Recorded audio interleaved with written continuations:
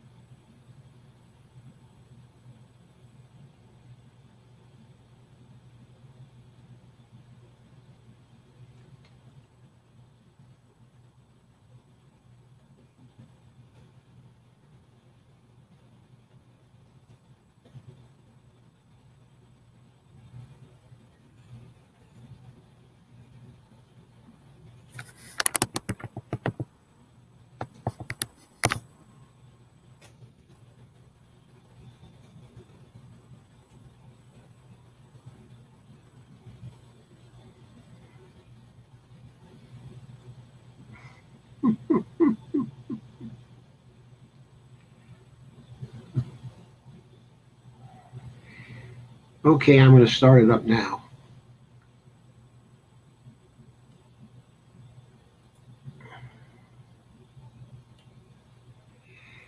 This is Joe Firestone, and it's Saturday night. I'm here for Real Progressives, and I'm here once again with Stephen R. Jaffe, running in the California 12th District primary. His main opponent is Nancy Pelosi, the former Speaker of the House and the minority leader for the Democrats, as you know. And tonight we're going to complete a discussion of his agenda and get his impressions of the race. So, Steve, I'd like to welcome you again to the program. Thank you very much. It's a pleasure to return. Oh, thank you very much. And would you like to talk about the things we have not covered yet?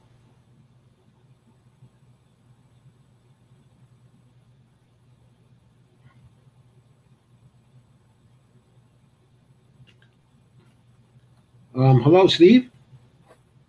Yes, I'm here. Would you like to begin to talk about the things that we have not covered yet? Well, surely that's a lot of topics. I can tell you the ones that occur to me first. I know that there's a great deal of discussion about immigration reform and DACA. I favor of the DACA program. I think to a certain degree my opponent sold out the DACA dreamers in a deal she made with 45, and who then of course reneged on that deal, and now the dreamers are left with nothing. Very disappointing to me. I think her and Senator Schumer kind of combined to bring that about. I am very much in favor of a discrete, defined pathway to citizenship for position. But there's been in discussions lately an intersection of two important issues that have occurred in the context of the immigration discussion. And the other part of that would have to do with veterans' rights. I have some very strong support from veterans groups, particular the National Veterans for Burmese group, such groups to endorse me nationally. And one of the things that has come up in the immigration discussion is that I don't know if how many people understand that one need not be a citizen of the U.S.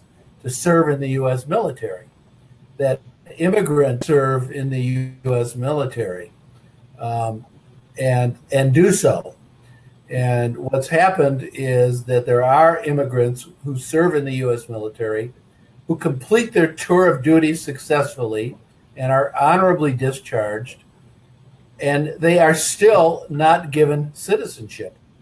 In fact, it's so bad that there are those in that position who have finished their time in the military successfully, left the service, and then got deported. One of my colleagues here in California, who's running for the U.S. Senate in Feinstein's seat, his name is David Hildebrand. Last weekend, he went down to Tijuana, and he met with a group of these deported veterans. Oh my God! Who are down there trying to get back into the country whose military they served in. So what I'm going to do, and this is, I don't like to talk about doing a great deal before I get to Congress, but here's one thing I will do. I will introduce what I'm calling the Veteran Citizenship Act, and that will provide that for any immigrant who successfully serves in the U.S. military, documented or not, that upon success of a tour of duty in the military, that immigrant will be awarded immediate citizenship in the United States. Anyone who's willing to give up a couple of years of his or her life to serve in the military for a country a citizen in, has earned the citizenship, so far as I'm concerned. And anyone who has been inexplicably deported after serving in the military will be immediately let back into the country and given citizenship as well. So that's one issue that has come up. The other issues, I'm just looking on my list here, what might be most interesting. We discussed reforming the Democratic Party. There are two particular parts of that I'm interested in, aside from stopping them from cheating, which they do. We talked about that actually somewhat, okay, but I'd be happy to talk some more about that because that's a very hot issue at this point. Yeah, the two things that I would seek to do immediately is to, one, abolish superdelegates because they are undemocratic, and that's with a little d, and they really obliterate the primary votes of people around the U.S. and all the primaries who think that their votes are going to count. And that raises some interesting legal questions for me as well. The other thing that I would do, and this is, I don't know if it's around the country, but it certainly is present in California, is that our state party has a completely ridiculous rule that says if an incumbent chooses to run again for the same office, then the incumbent is given an automatic endorsement of the state party, regardless of how they have performed in the office. So what happened this last time around is there are several state assemblymen here in California who have been accused of some rather bad acts of sexual harassment and sexual abuse of their employees or other people, but they were unchallenged in the primary. So they got automatically endorsed, notwithstanding the accusations that were hanging over their head. And I think one or more of them actually resigned over that. So I would seek to abolish this automatic endorsement process as part of our state party as well. Yeah, that sounds great. Something that's very personal to me and I feel very strongly about is doing what's called decriminalizing mental illness in the United States. And I feel very strongly about that myself. Yeah, I have a close family member who suffers from a severe mental illness, and I've been up to my eyeballs in the advocacy for people in that condition and their families for 20 years now. Oh, so I have some very strong opinions and ideas about what to do about that, which I can elaborate on if you'd like. But that's one issue that's important. I think we talked a little bit about the addiction to the war, the addiction to a war economy, and the culture of war itself. Yes, that's very important to me. That is important to me as well. Okay, so can we assume that you would vote to reform the Patriot Act and also to revoke the AUMF? Yeah, you cut out there for 1 second. I'm sorry. I heard, can you assume? But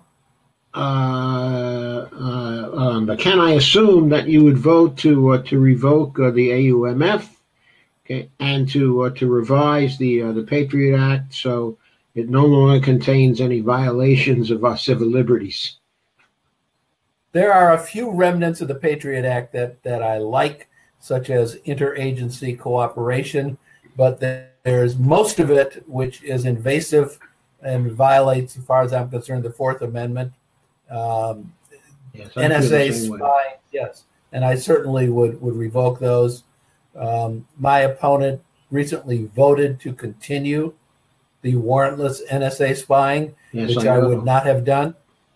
I would not have done that. And if I'm called upon to do that as a congressman, I will vote against it. Okay, and if you're called upon to vote on the AUMF,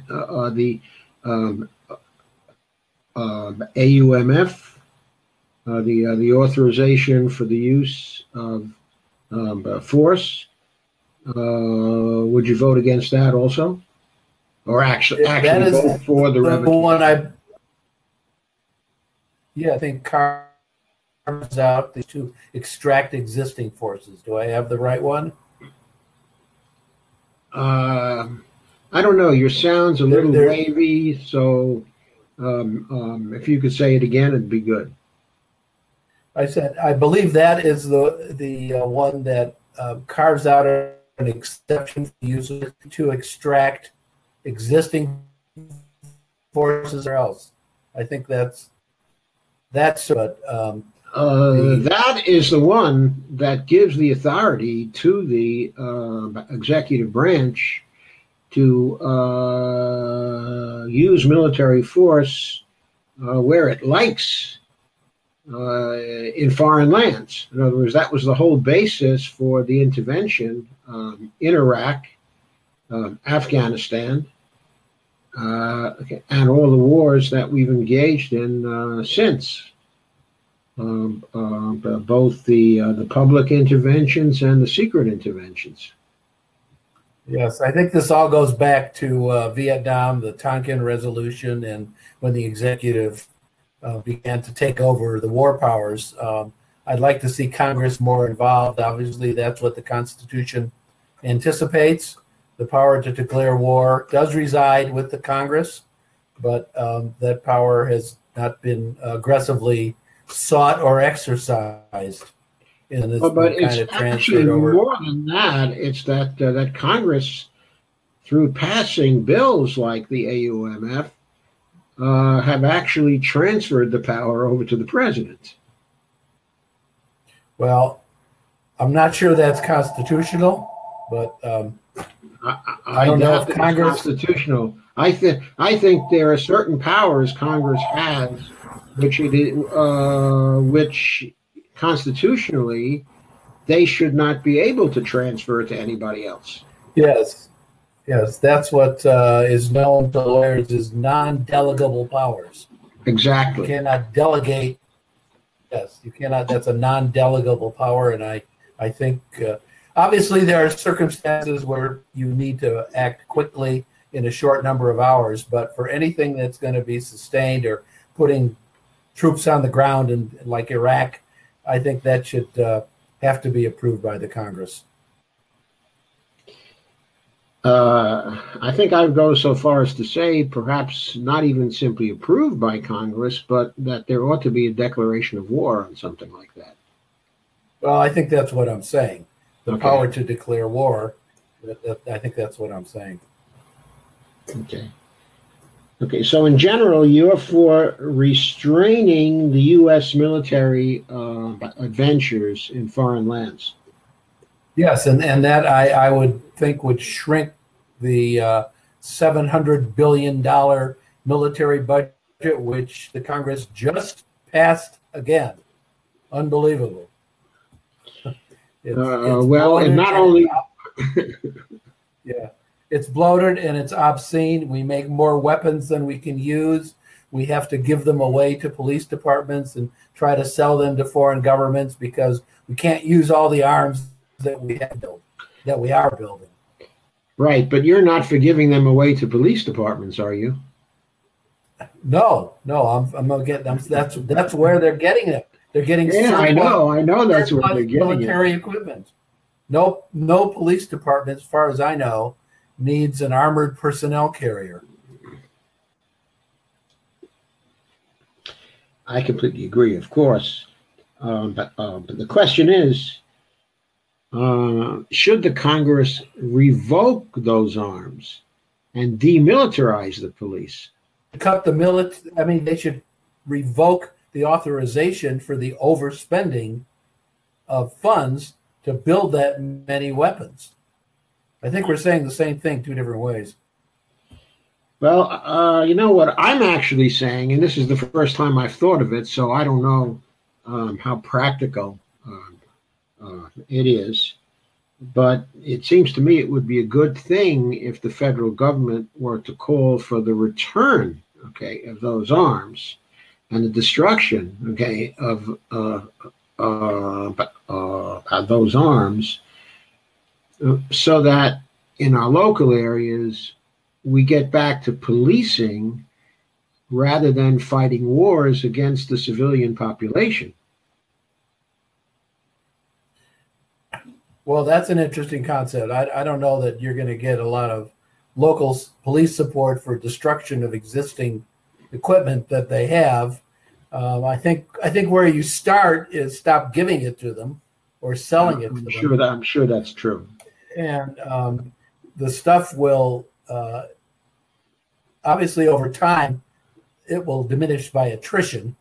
But I'm not opposed to taking some back if it's not being used or doesn't need to be there, particularly if it's much more military than it is law enforcement. Okay, we briefly talked on the last occasion about your wage plan, the minimum wage plan, and you were in favor of $15 an hour, but you wanted the $15 an hour to be adjusted to the cost of living in the location where the minimum wage was actually paid. That's correct. So that I think that assumes that the minimum wage in San Francisco, if it were CPI adjusted, would be much higher than $15. In your particular district, correct. I suspect it might be $22 to $24 an hour. It may very well be, but the concept behind what I'm proposing is that the buying power of that indexed minimum wage would be approximately equal wherever it's paid in the U.S. The buying power. Yes, I agree. That is the concept, in back of that. And I entirely agree with that concept. There will be people who disagree with it on grounds that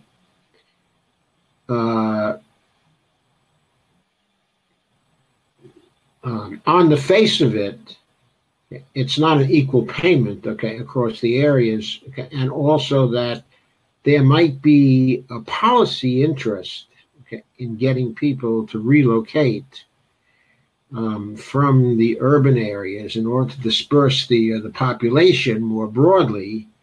And that if the wage were the same, in all areas, then that might serve as an incentive for more people to move into the rural areas, which are underpopulated compared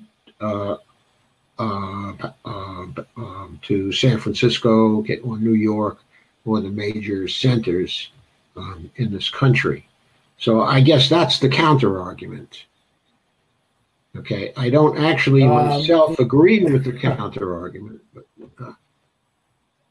I'm not so sure that would work, because the people who would be enticed to move to the more rural areas would be the minimum wage workers, and who would that leave in the cities? That would just leave the wealthy, and that would turn our cities into kind of walled fortresses of gentrification. Wealthy would live. Yes, so I think you do that, and I think the other argument against it, Kay, is first of all, it's not so good to get people to move to other areas when they would like to stay where they are, okay, where their families are, okay. And the other problem, of course, is that if they go to the rural areas, even if they have a minimum wage of $15 an hour in the rural areas, they still have to find jobs in the rural areas. That is correct. So that, of course, is a problem. It's complex. It's complex. But I think that the notion of leveling the minimum wage with CPI adjustments is a place to start. Then you can take the longer how to use that to socially engineer or geographically engineer changes in the population location that may long-term benefit the country. Okay, I see on your plank you want to tax the millionaires. I do. Okay, and you want to tax the millionaires in order to reduce income inequality and disparity. That is correct. I am not the youngest guy on the block here, so I grew up in the 50s and early 60s during so far as I know, the most prosperous time, World War II era. And during that time, for those of us who were around or have studied it, one income could comfortably support a family. The middle class was not only not shrinking, it was growing. And during this period of time of tremendous prosperity, there was in place a graduated tax rate. The more you earned, the more you paid. And at the highest levels, the highest tax rate was 92%. I recall. 92%. Yes, I recall. And when you understand that that was in place during the most prosperous time the country's ever known, I think the argument that would tax our way of life out of existence just evaporates. I think a lot of people don't understand how a graduated tax scheme works. The first tier of taxes is relatively low, or is lower than it is now. Then as you keep earning more money and advancing up the tier of income, the tax rate goes up. So that if you're earning, and I'll just make up numbers, if you're earning over $1 million a year, maybe you should be taxed at 92% for between 1 million and 5 million. If you're up at $1 million, no one's going to be taking out the violins for you at that point. So I advocate that kind of graduated tax proposal. I think it is fair, and I think it is something that will help resurrect our middle class, which is being gutted and can only be a horribly bad thing to do to the country over the long term. Okay, I can't help but notice that in the context of that answer, you did not say that you want to tax the millionaires in order to get the money we need to pay for the other reforms that you would like to see. Well, I think that's implicit in my answer. Those additional taxes will go to that. I also would like to see a cap on the compensation of corporate CEOs. Nobody needs to earn $30 or $40 million a year. One of the ideas you frequently hear tossed around is that the CEO's maximum salary should be some factor, whether it's 30 times or 25 times the compensation of the lowest paid worker in that company. Because right now, the disparity between the lowest paid worker and the CEOs of some company is several hundred times what they earn. And there's I don't think there's any justification for that. Companies not doing well or going bankrupt are paying their CEOs just obscene salaries and bailing them out with golden parachutes. So I would be for some kind of a CEO compensation. Okay, so I think we generally agree on taxing principles, okay, except for the idea that taxes pay for anything. The way the system works right now, okay, in terms of the internals of the financing system, the tax revenues that are collected from the private sector are actually destroyed by the Federal Reserve prior to the tax money getting into the Treasury spending account. So since that's the case, from a strict sort of technical point of view, the taxes do not fund anything. It's really the power of the Federal Reserve, which was delegated by the Congress to the Federal Reserve, that actually funds things. But taxes do not only exist to pay for things. Taxes, somebody famous once said, and I don't remember who said it, the power to tax is the power to destroy. John Marshall said it. But John Marshall, the first Justice of the Supreme Court, said that. Right.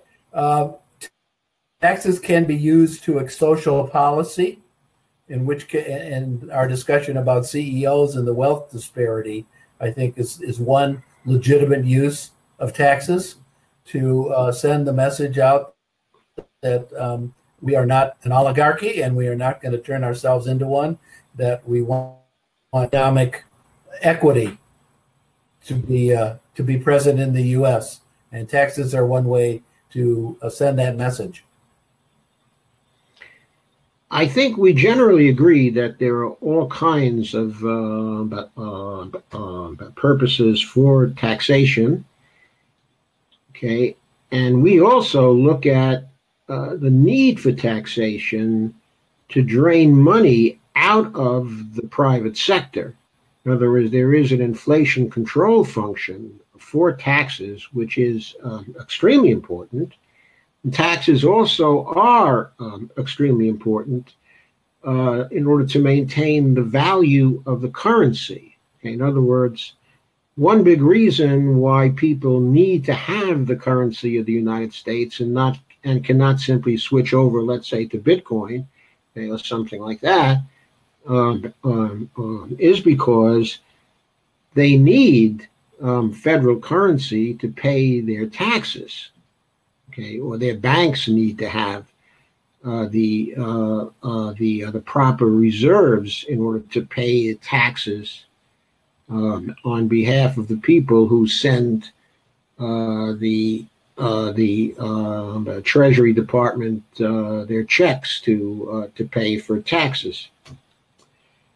Okay, so there is that function of draining money out of the economy, which is extremely important for those two reasons, as well as the other reasons that you mentioned.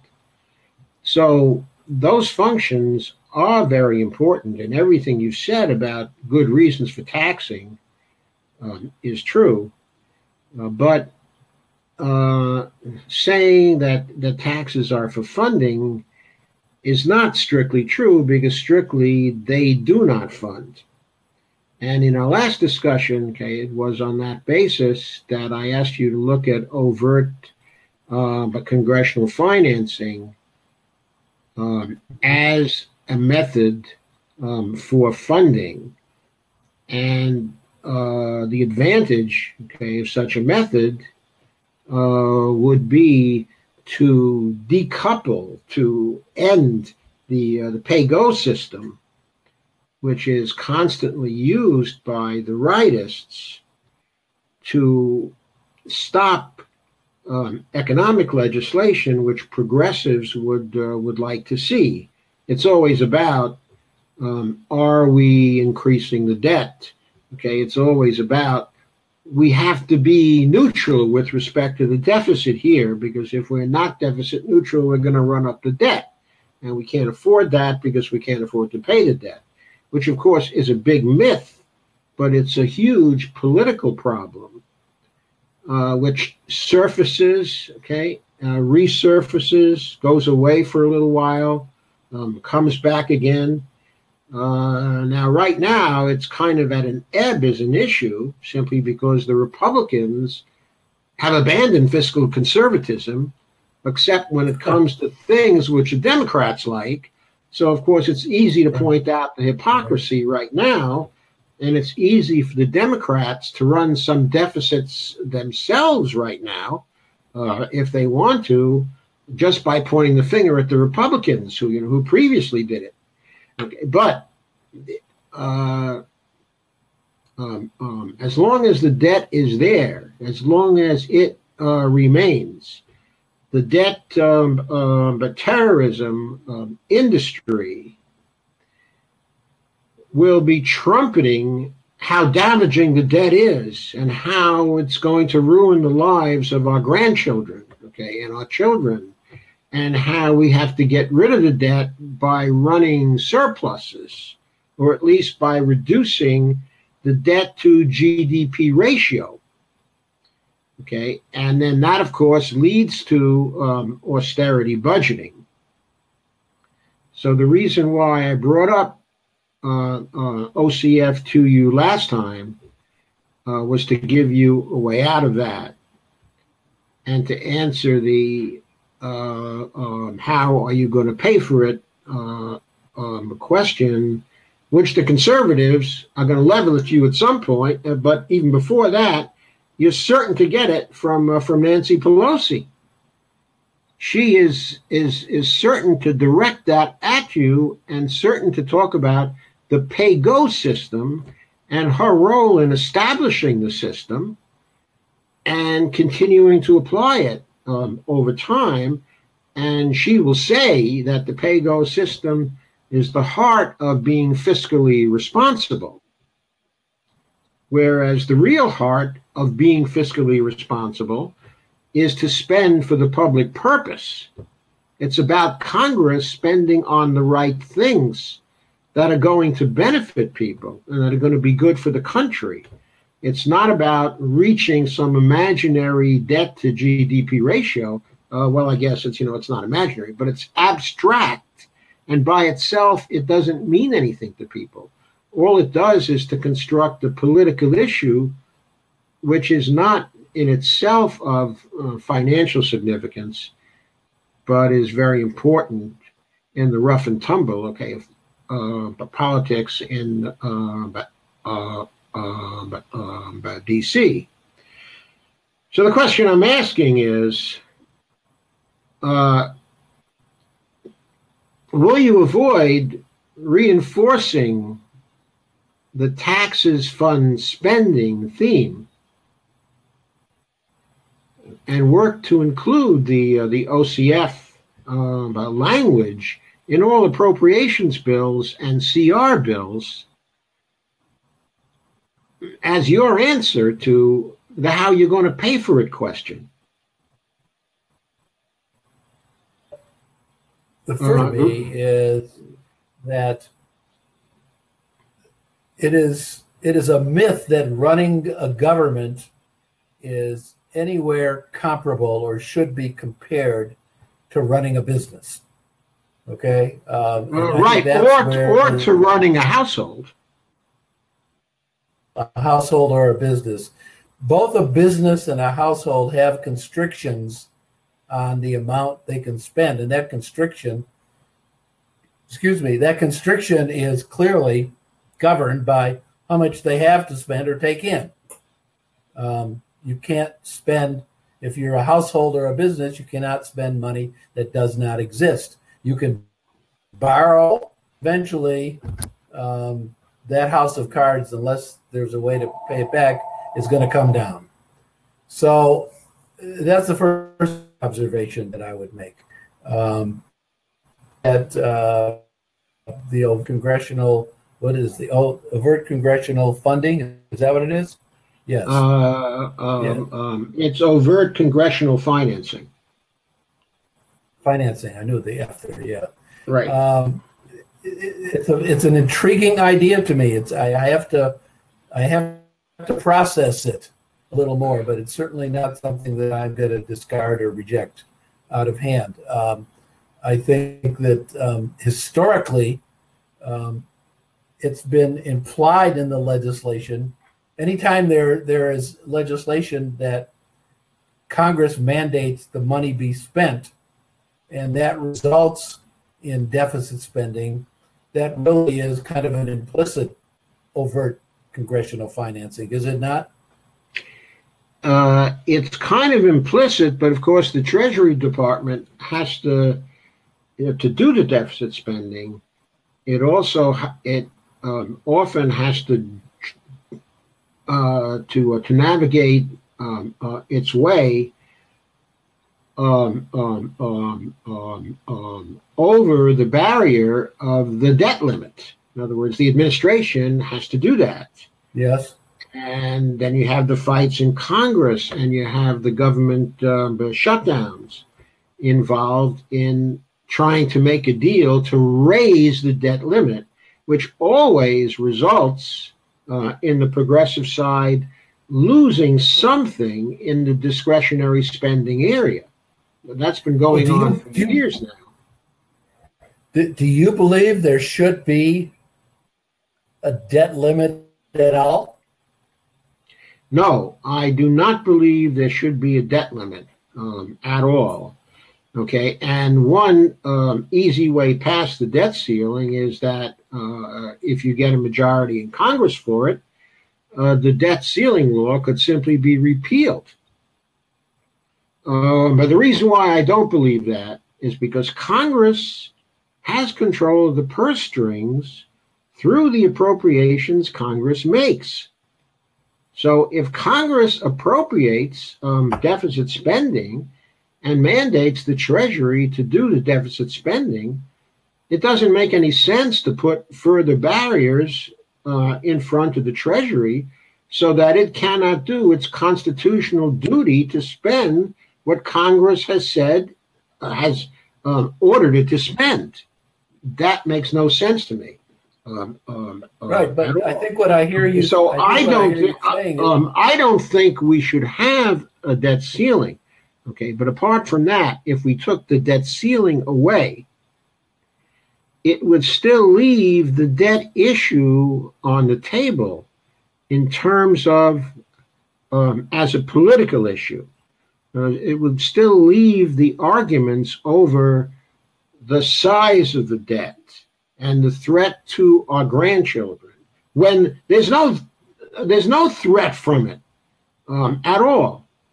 But we'd be involved in these constant arguments concerning the size of the debt limit anytime the Republicans thought it was to their advantage to practice fiscal conservatism and to talk about being, the adults in the room and saying again that they're the fiscally responsible ones. But Paul Ryan is the fiscally responsible one every time he wants to cut Social Security, or other entitlements. But he's extremely silent about how fiscally responsible he is when he wants to approve a tax cut of $1.5 trillion for wealthy people. Okay, so we know how that goes, okay, and we know how the hypocrisy goes, but that doesn't change the fact that these fights are damaging and that it would be best for all if the political issue was off the table. Well, what I think I hear you saying is that the debt limit, the concept of a debt limit in connection with running the government is itself a wholly artificial number, an arbitrary artificial number that's put there because somewhere in the collective public psyche, there's this notion that you can't spend more than you take in. It's partly due to that. Here. Yes, it's partly due to that. It's also due to the fact that historically, the debt limit law was passed, but primarily by progressives to restrain spending in the First World War. Okay. But I mean, in fact, I think we talked about a household. It's as if the debt limit is like your credit card limit, which you keep raising as you need to buy more goods and services. And which you keep raising in order to pay bills that you have already incurred. In other words, it's analogous to a situation where you had to raise your credit limit, but somehow you were able to incur the bills first without increasing the credit card limit, which, of course, the credit card companies, would never allow you to do. Of course they do, yes. I know. They want you in debt. Credit card limits, if people max them out, and they tell you right on the statement, if you pay only the minimum, it will take you 40-something years to retire this debt because of the ridiculous interest rates, the 20 interest rate they're charging you. So. Yes, absolutely ridiculous in relation to the rates they pay for credit that they get from the Federal Reserve, which are still fairly close to zero right now. And the credit card companies turn around and charge us. Well, it depends on if we're a business or not, or personal, or whatever. Okay, but anywhere from 7K or 8% now, up to 29% if you're in real bad shape on your credit cards. Yes, it's outrageous. I believe so. And has to be stopped. Of course. It's putting the whole country, in debt. As long as we're talking about that, I don't see anything on your program dealing with student loans. And that's a thorny problem. I am absolutely in favor of some kind of student debt relief. There's a couple of specifics I can comment on. One is what we just finished talking about, is the rate of student debt interest is much too high, and student debt interest rate should be lowered to make it, at least for the short term, not so damaging and to the students, and so they could pay it off quicker. There is a provision in the Student Debt Act that prevents students from discharging their student loans in bankruptcy.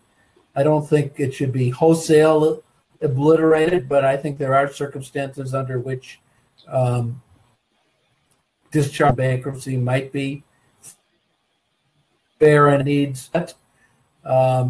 The problem of, and a lot of people say, why not just forgive them all? Yes, that's what I say. Yeah, well, that's theory going forward, but what are you going to tell the people who just spent 15, 20, 30 years or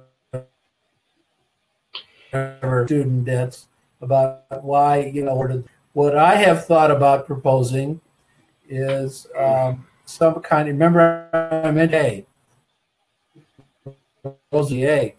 I think, and this kind of dovetails to the guaranteed job matter that we talked about. I think if a student has some student and wants to work country and can't get a job otherwise, they should be able to go to work in some kind of a government program, such as the WPA, doing the kinds of things that need to be done. And we already talked about what those kinds of things are. whether it's infrastructure repair or the other kinds of services you talked about. And I think for every dollar that they earn in that job, they should be forgiven a multiple of their student debt loan, dollars maybe, of their student debt loan. So that's an interesting idea. There's a double benefit to that. One, we get people to go to work and we have employment and they are doing things that need to be done. And secondly, we are reducing their student debt at the same time. And so I it's an idea that I'm becoming more fond of as I talk about it more. Okay, I think it's an interesting idea. However, I also think that if you look at the student debt the situation, there are people out there that have been paying on their student loans for 20, 30 years.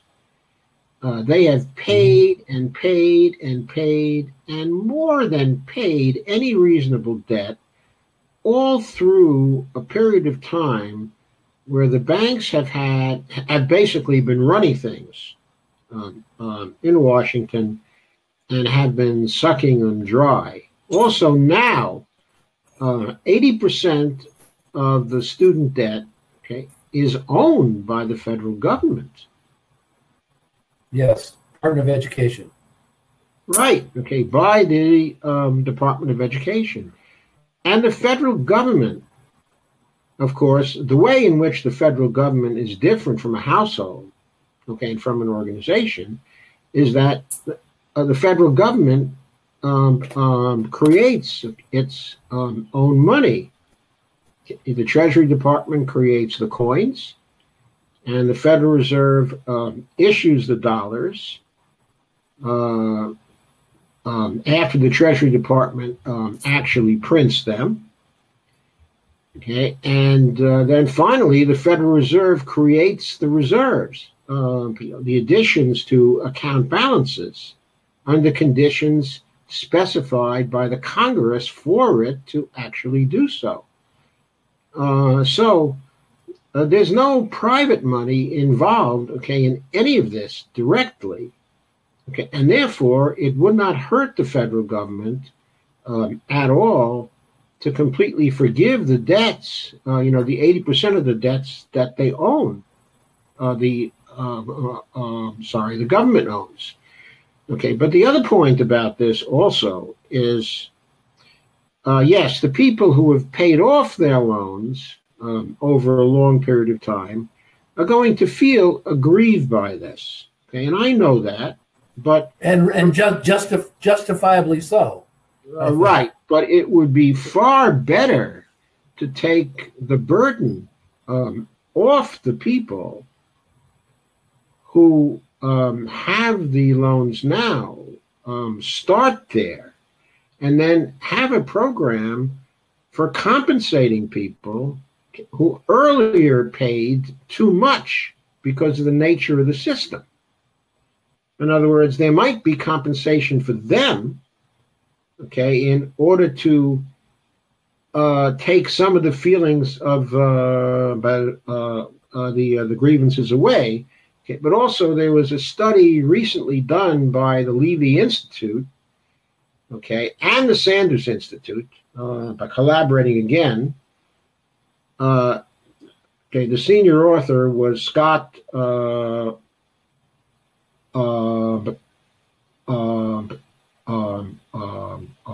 Fulweiler, and the second author is Stephanie Kelton. Oh, yes. Okay, and then there were some other authors, okay, and they did a study using modeling, okay, and also data, okay, and they found that if student loan debt was completely forgiven, okay, and eliminated, it would improve the economic situation. It would increase GDP and would be actually of benefit to everyone from a macroeconomic standpoint. So there's a macroeconomic reason why you would want to forgive the debt rather than have it continuing to cost the economy money. All right. Well, this dovetails right into another related issue in my plank, having to do with education, which is I believe that state schools, public education, institutions of public education, such as state universities and colleges and community colleges, should be free to the people who go there. A lot of other countries do that. They benefit from that. And if that kind of thinking were to become more common and come into existence, there a lot of the student loan that we're talking about would never come into existence at all. Right. And that might be the long-term solution to this issue. There's a reason that kindergarten through high school. It's a long-term solution to this issue, okay, but it's also something that would be of substantial benefit right now to people who are starting out in colleges. Oh, yes. In other words, to know they could go for free, and to go for free would be really great for them and great for equality, okay, of opportunity, which has taken a big hit in our country over a period of time. Yes, and there's a reason kindergarten through high school is free, and that is because of the very strong public policy that we have, that it is in the national interest that people be educated. Education is something that benefits everybody, notwithstanding what our current president thinks. One of my favorite quotes of his is, he said during the campaign, "I love the poorly educated." And the reason he said that, he thought he was joking, but he was not, because poorly educated are more easily manipulated and controlled than are people who are critical thinkers and educated. But leaving that aside, the same public policy that exists for free K through high school should extend to K through bachelor's degree. The reasoning is exactly the same. Yes, I think so, except I would go even further than that and say K through professional school, okay, and graduate school. In other words, there should be public universities that cover those years also, that people can go to, so you don't have to be fairly well off but to get a law degree, or to get some sort of a professional degree, or to go to graduate school and get a PhD. In other words, those things ought to be open to all Americans. Yes, no, I agree, and that will tremendously increase the competition in those schools, but maybe that's not a bad thing. Yeah, maybe that's not a bad thing at all. Okay, so there's another delicate issue which I need to bring up with you, okay, and that is that you've been approached by Victor Tiffany to sign a CFAR contract, a contract for American renewal. We here are very closely associated with CFAR and Victor, because they constitute the major effort that we have, okay, at activism, but going on now. In other words, we would like people to commit to the items in this contract, so that the people who want to vote for them can have a greater degree of trust in what they will do when they get to Congress. Now, early in the program, I noticed you mentioned that you don't like to say what you will do after you actually get into Congress. And I think I understand the reasons for that, but I think it's still worth discussing and talking through the issue. Okay, well, I'll be glad to respond to that. Okay, thanks. Please, please keep in mind that I started law school in 1967, which is 51 years ago. Yeah. And I went through 3 years, and I've been practicing law since. Passed the bar and been practicing law since. So I'm the victim of a certain kind of thinking. And I'm a trial lawyer to boot, which means that I actually go to trial and do battle in the courtroom. So I have acquired a policy to tell my sons, my friends, and my clients, it is all ever yourself when you don't have to. And the reason for that is, well, let me finish. The reason for that is because life is uncertain, because you never know what is going to be thrown at you or the context in which you may be asked a question or have to act. And it kind of comes down to relying on your experience and judgment at any given time to do the right thing.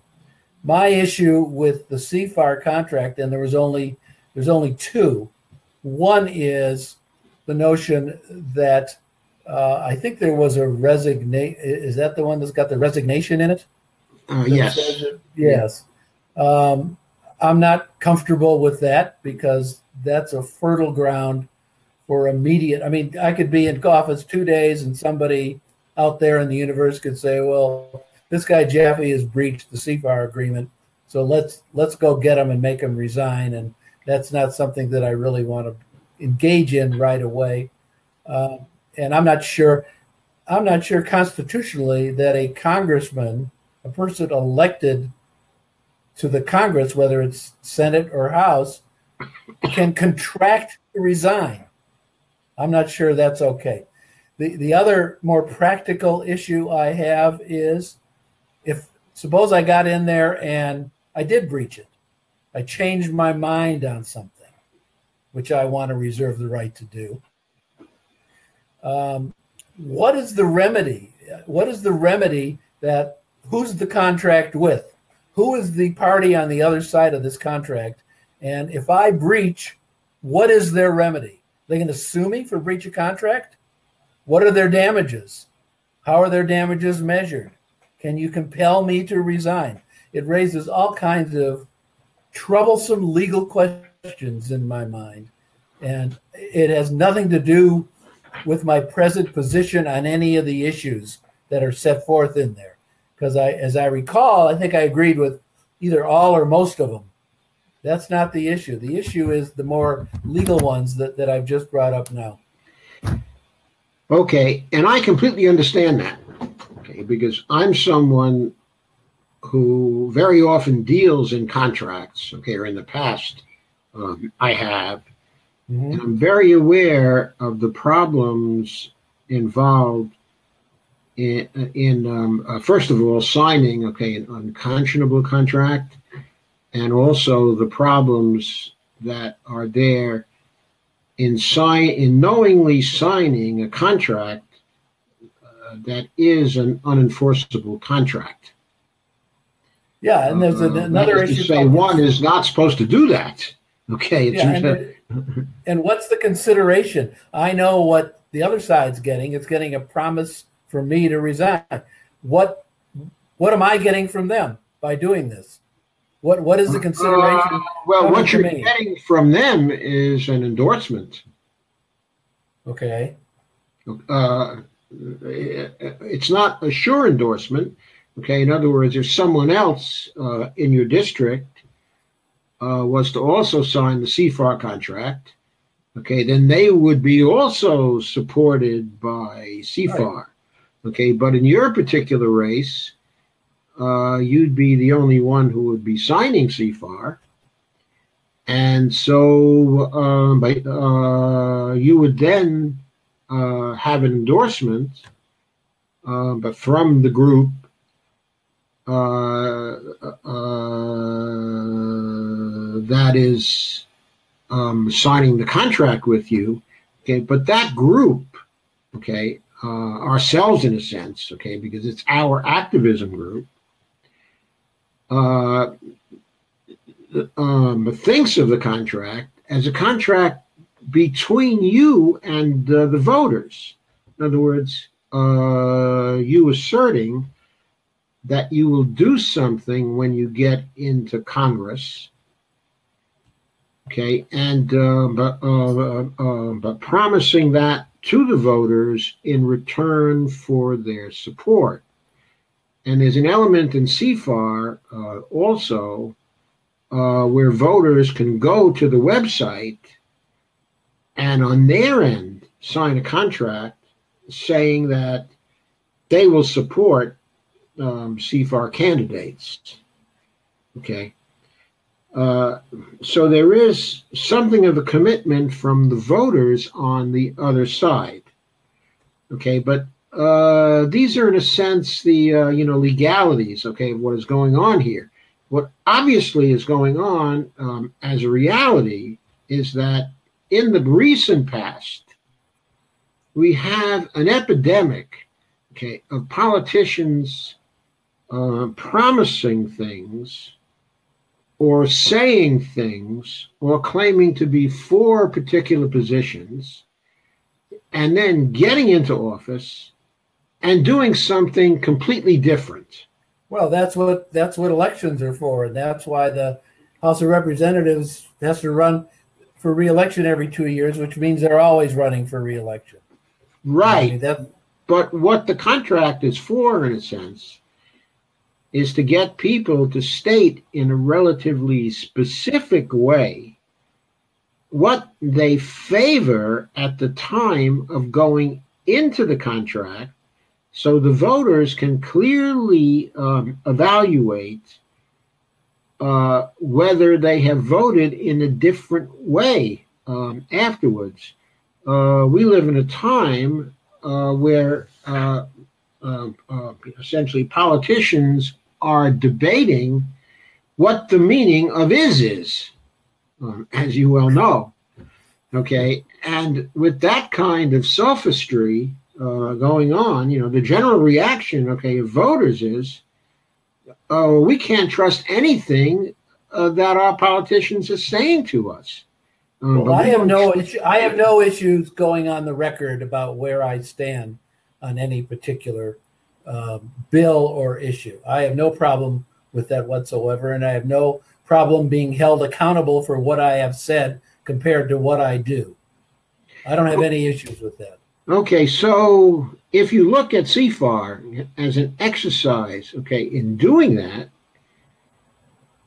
then why would it be a problem for you? Because of the legal issues that I raised.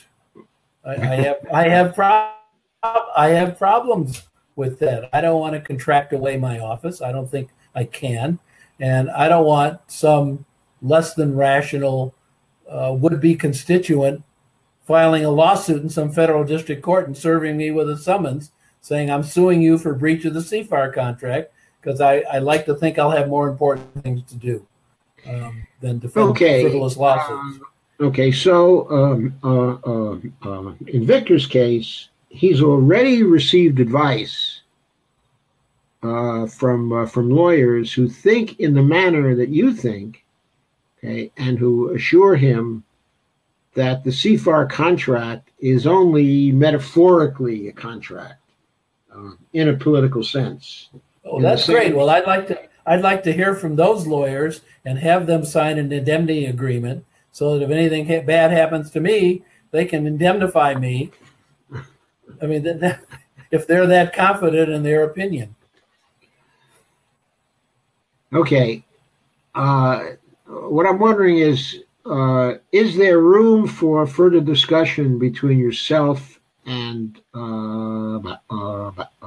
Victor Tiffany in the sense of a further conversation on this? Oh, sure. I never will close the door on good faith talk. Never. The answer is yes. Okay, so if he invites you onto his show, then okay, or if he invites you just for a conference, then you'd certainly be willing to accept his invitation. Yes. Okay. Yes, I would. Okay, so let's move on to some of your other thinking. If you're willing to stay, it's now 9:05.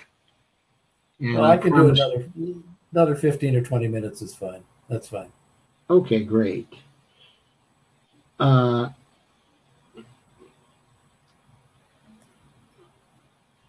Okay, so we talked a little bit about ending homelessness last time. Mm-hmm.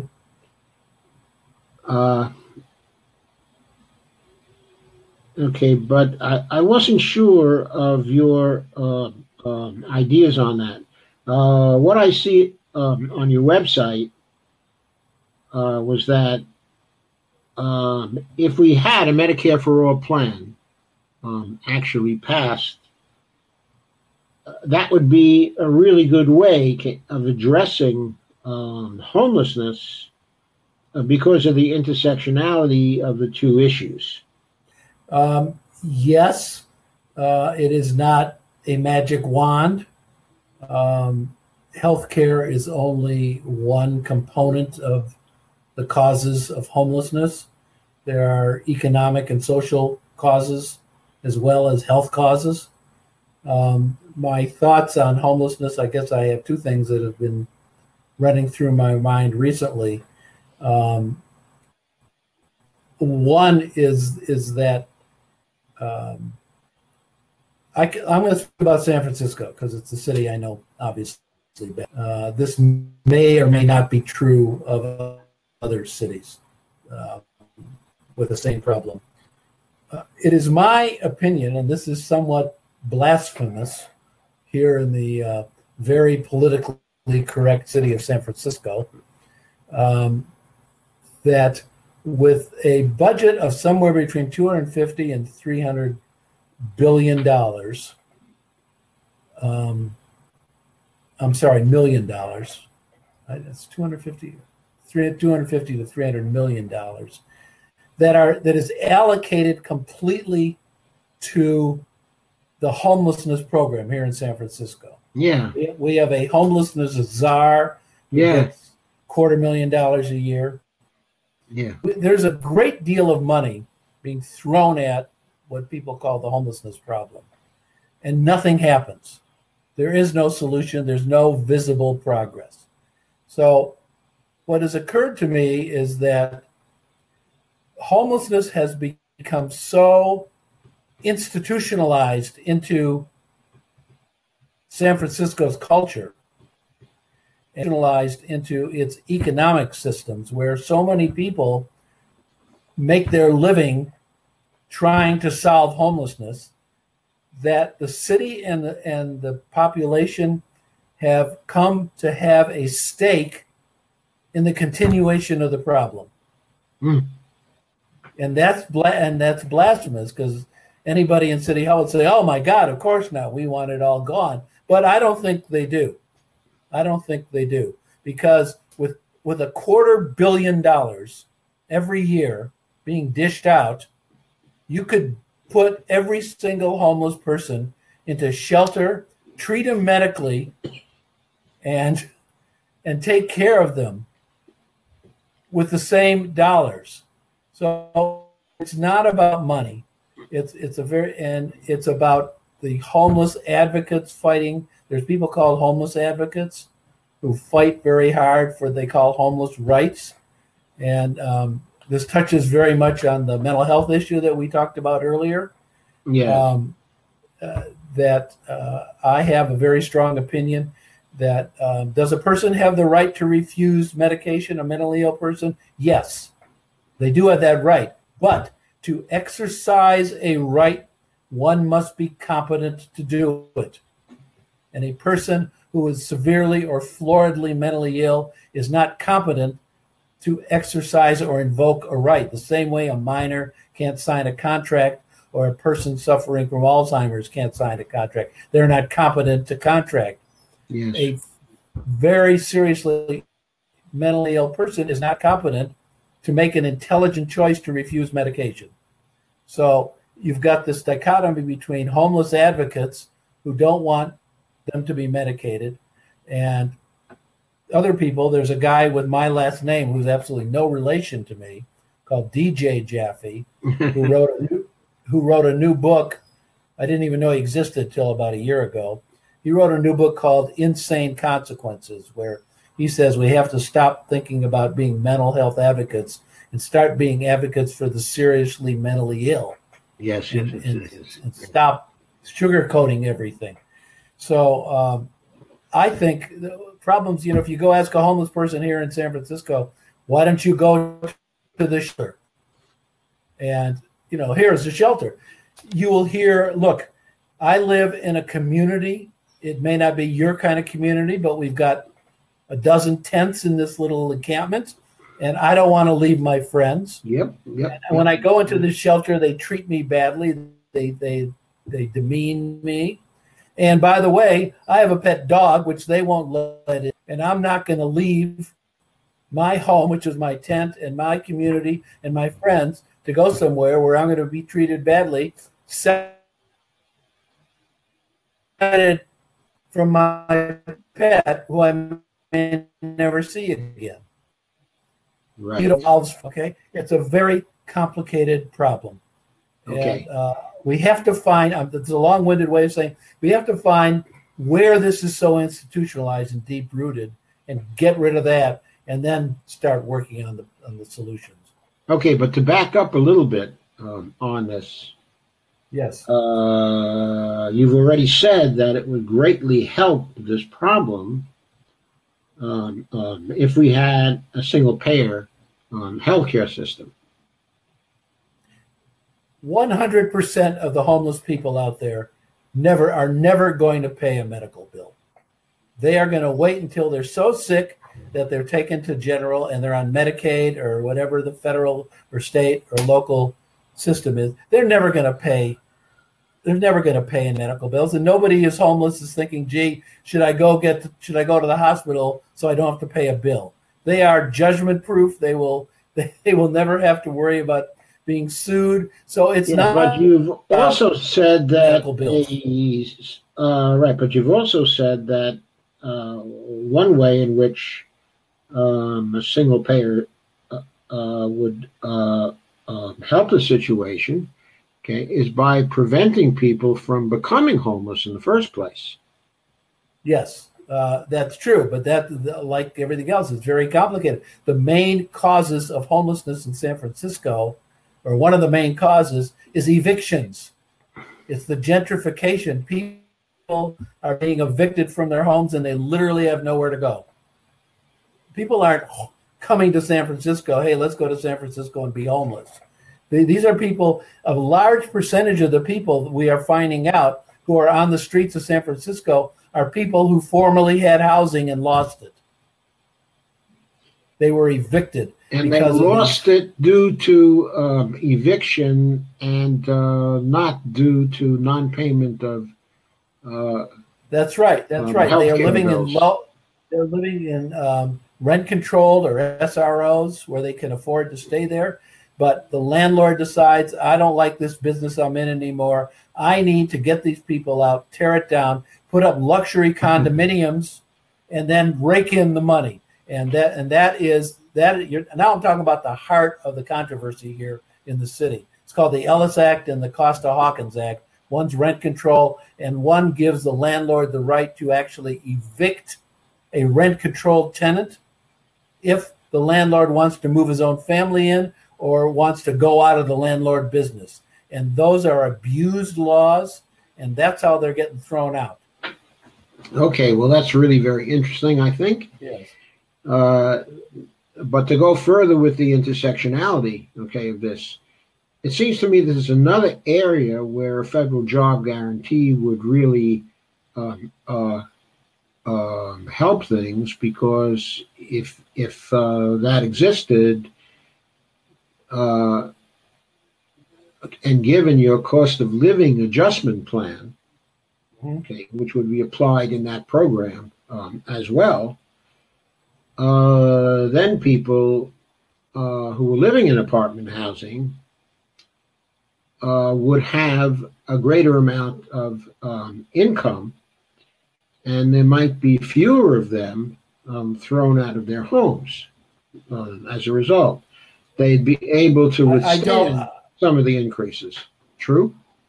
I don't know. I to be honest with you, and this is nothing more than my eyeball assessment, but I've spent hours and hours and hours on the streets of San Francisco the last couple of years. I'm not sure a lot of the homeless people that I see are truly employable. I think the people who lose their jobs in their homes because of lack of income are the ones who move somewhere else. They move to the East Bay, or they move to different parts of California, or they just move away. The ones who wind up in the street are the ones who are on public assistance and lose their place to live because of these evictions, these abusive evictions, and they are the ones who wind up on the street. They're already on public assistance, and very, very few of them are already working.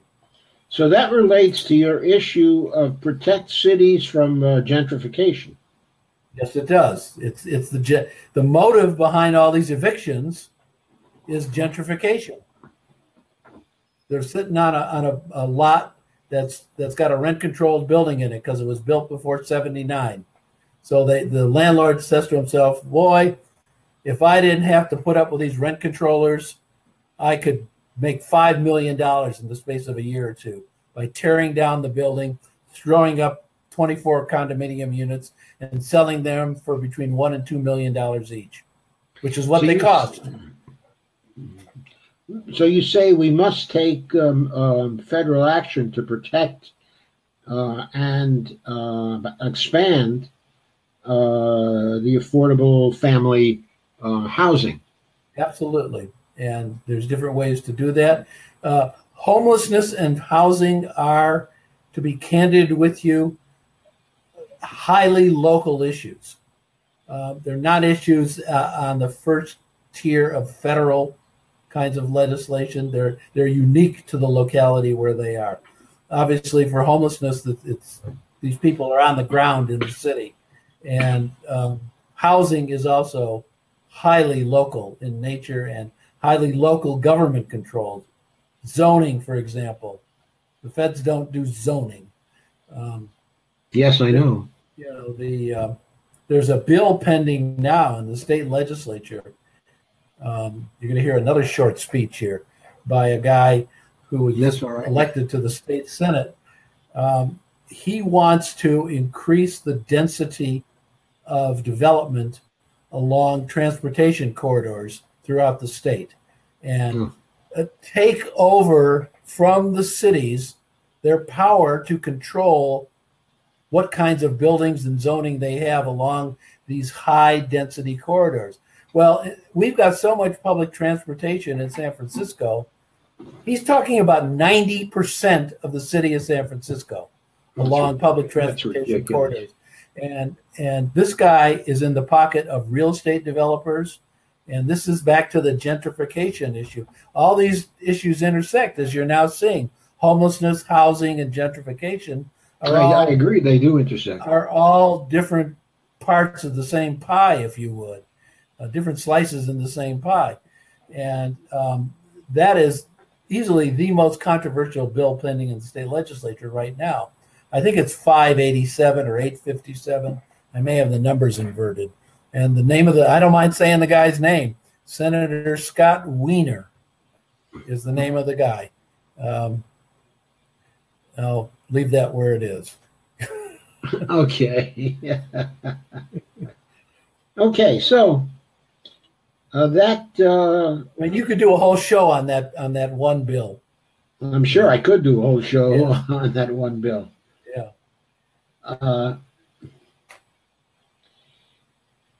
Okay, so I guess where we are now is at another sensitive kind of question.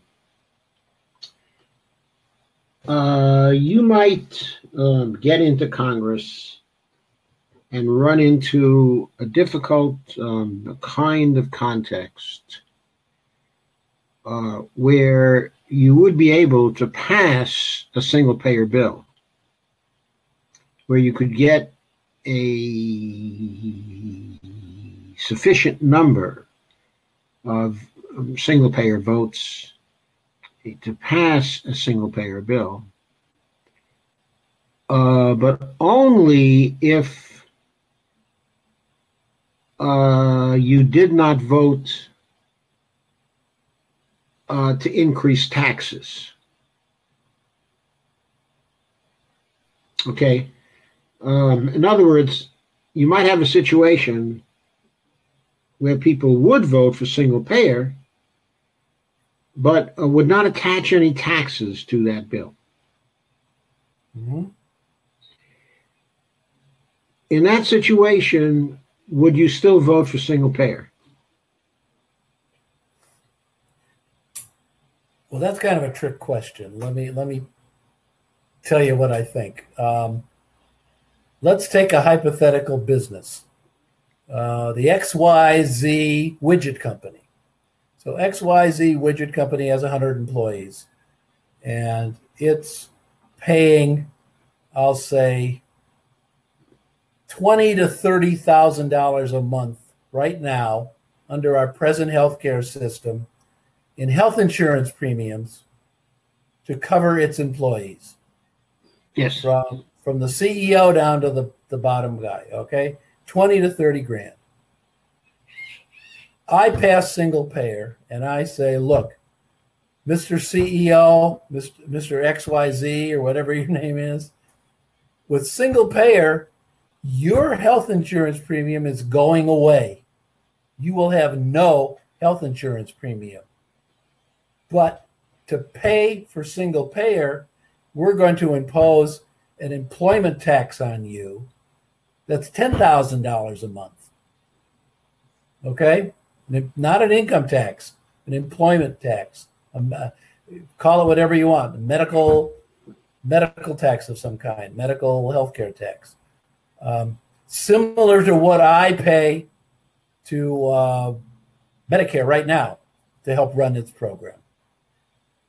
So here we got the company now. It's gotten rid of 20 to 30 grand in health insurance premiums. It's taken on $10,000 of medical payments to the program. It's ahead $10,000 to $20,000. Is that a new tax? To my mind, no. I've made a net benefit to this company of savings of $10,000 to $20,000 a year. That's not a tax. Okay, I certainly agree that you've made that particular gain for the company. However, since you know that taxes do not fund spending, then why would you impose such a tax on the company while telling them that it was in order to pay for the single payer bill? Well, if you're right on the taxes do not fund spending issue, I'm right about that. Yeah, well, if that's correct, then maybe I don't need to. Maybe I can vote for it and promise not to raise taxes.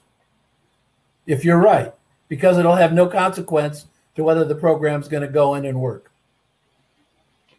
Okay, to make it work, you would most probably have either to get rid of the debt ceiling or alternatively to pass the OCF method, okay, of financing, which would get you into the following procedures, which I think are really a good idea in any case. Okay, the procedures would be that Congress first take up its spending bills. In other words, what it wants to spend for the public purpose because it's going to be beneficial, okay, to the communities in the country. Okay, and you pass, or Congress passes those bills. Then it turns to the taxing bills with the specific idea in mind that the function of Congress in passing the tax bills is to see to it that the spending bill is not inflationary. Okay, in other words, the taxes are levied in the right way, on the right people, okay, and in the right amounts to ensure price stability in the economy. So now that becomes a change in the procedures, okay, of Congress. Congress people begin to understand that spending is for the public purpose, okay, and taxing is for stopping undesirable consequences of spending that would have undesirable consequences. Yeah, okay. Okay, so the procedures of Congress would change then. Okay, it wouldn't be a pay-go system anymore. Okay, it would be, I think what I said last time was go pay, but I realized it's not really go pay, it's go control inflation. Okay, Yes, I would understand. be the order of things in Congress. Now, from the standpoint of the kind of economic approach, okay, that I practice, the way federal financing actually works in terms of the sequence of things, it is that Congress spends first and actually taxes later, because this is a point of logic, actually. In other words, if you trace back the history of the United States to the time when the Republic was first established, the first thing the government had to do was to make the currency available to people so that they would be able to pay the taxes when the taxes were actually levied, because people can't pay taxes in the currency of account if the currency of account is not first actually provided to them in some way. Now, the way it's a chicken and egg issue here. It's a chicken and egg issue, but the fact is that if you go all the way back to the beginning, the chicken has to be the spending, and the egg, yes, or the egg has to be the spending, the chicken has to be the taxing. Okay, but yes, you get the point of logic. It's very hard, actually, to avoid, because if no currency existed, there'd be no way to pay the taxes. right. Okay? So because we've gone through the chicken-egg process since then, we somehow arrived at the idea, or Congress did, that taxing has to come first before spending, and they've missed the point of logic. And they did this really because of the gold standard and the fact that we were on the gold standard for so long. And when we went off it in 1971, no one really adjusted the practices to going off the gold standard. Mm-hmm. Okay, and so now we're left with the situation we have now, where very much of the polity believes that taxes, fund spending, that you have to balance budgets, and they believe that because their own personal experience is that way. Their experience in their family, experience in business, and experience in state politics all reinforce that, because all those entities are not the creators of the currency. They're not the issuers. They're the users of the currency. Right. So that's what's created this situation. Okay. So I gotta wrap it up. I'm getting demands here. So okay, that's fine and perfectly reasonable. And thank you for giving us all this time. Okay, I really appreciate it. Thank you. It's a very stimulating discussion. And, yeah, it's a stimulating one for me too. And the reason why is because of the very detailed knowledge you have of the problems in your district and how they interrelate with each other and come together. And so it increases greatly my understanding of the kinds of federal bills that could help things. Okay, in a lot of districts in the urban areas across the country, which are similar in some ways to San Francisco. Okay, so I very much appreciate it also. Yeah, well, I'm sure that we will speak again. I would like to do that when so would I. All right. So thank you again, Steve. Thank you so much. Appreciate the opportunity. Okay, so long. I'll take you out of the broadcast at this point. Okay. Okay, so Steve is gone. Okay, and I'm here to handle questions and comments and real progressives. I suspect that's probably Rocco, who says more than half the military is non-citizens. I don't actually know this, but I can well believe that it's true. Is Stephen blurry and freezing? Yes, Stephen was blurry and freezing. Okay, a good part of the time we had some problems with his sound.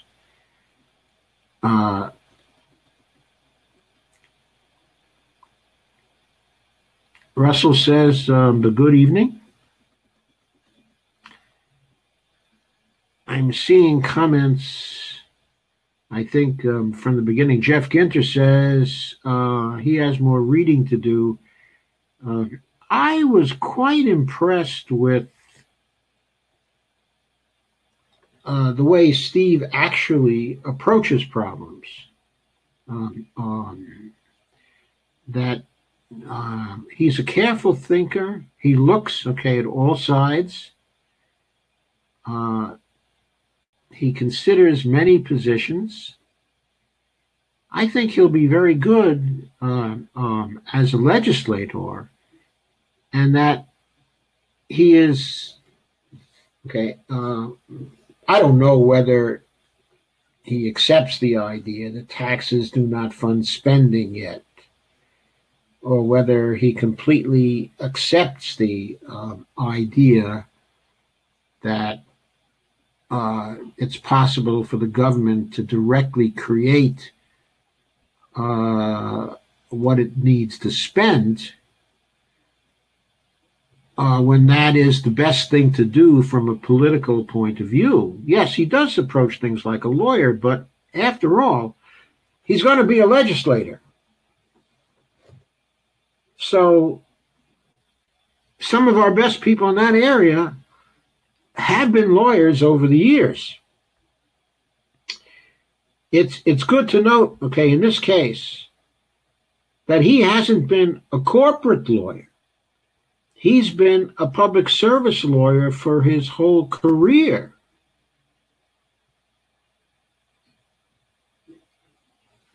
He's not somebody who got rich on the law. Jeff says he's very intelligent, well thought out, but we need him to better understand how federal finance works. All of his best intentions can go to hell if the finances aren't based in reality. I completely agree, of course, Jeff. I'm going to keep in touch with him. I've kept in touch with a lot of the candidates, who have interviewed here. I send them articles. I send them some messages. I follow up on these broadcasts and keeping in touch with them. Of course, as you know, they come back. This is Steve's second time here. before this is all over, he's going to have a third time here. And I'm going to come back again with the same ideas. I'm going to be sending him, I'll be sending him a link to the student debt study. The job guarantee study will be coming out after April 1st. As soon as it appears, I'm going to send him the report and solicit his comments about the report. I feel sure that the advocacy of a job guarantee program would give him an advantage over Pelosi, and of course would also be very important if he were to commit to that. Now, it sounds to me like the way the CFAR is structured, that he might never commit to CFAR, but I also think that he will be open to victors trying to get him aboard. Okay, I think he's a person of by goodwill, that he is not actually he's not a neoliberal in the sense that he's convinced or confirmed in his view that taxes do fund spending. He doesn't hold that as an ideological principle. So I think that he's not an ideological neoliberal. Until this time, I think he's been an unintentional one, but I hope I've raised enough doubts in his mind that he really begins to think about it. I'll send him some links, of ours. And as I say, I'll send him the job guarantee report and also the debt elimination report. And I'll send him some other things I've written on the OCF since I saw him last. Okay. And of course, Rocco, I think this is, says, taxes can't fund federal spending. There's nothing to tax until government first spends dollars into existence.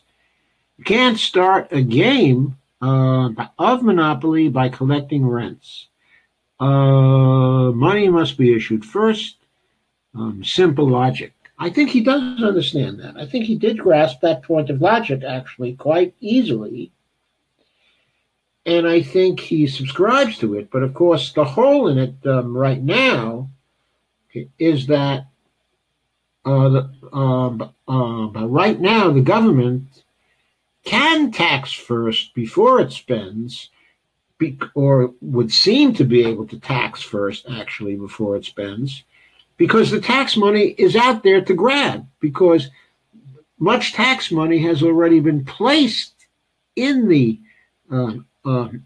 economy to tax or to borrow. So that allows these people to say, we need to tax or to borrow to pay for things. Now, I try to tell him, I think he still doubts it, but I try to tell him that tax money or bond revenue never hits the Treasury spending account. So as a technical matter, it cannot now fund spending. It has to be the case that the government actually goes ahead and spends first and collects the tax money later and the bond revenue money as well to remove the money from the economy in order to contain the demand to make room for the federal spending. So I hope that simple point is now clear to him, but if it's not clear to him, I'll be making it again in my follow-ups and in my next interview with him. Yes, Catherine, I will be sending him something on the student loan report as well. I'll be sending him the link. I won't be sending him something. I'll be sending him the link to the student loan report, as well as the link to the job guarantee report when it comes out, which we're expecting it out in a little over a week now. Okay. So I think that's going to be a pretty great report on the job guarantee. And if Bernie signs on to it at that time, because the report, as I understand it, will be jointly released between the Sanders Institute and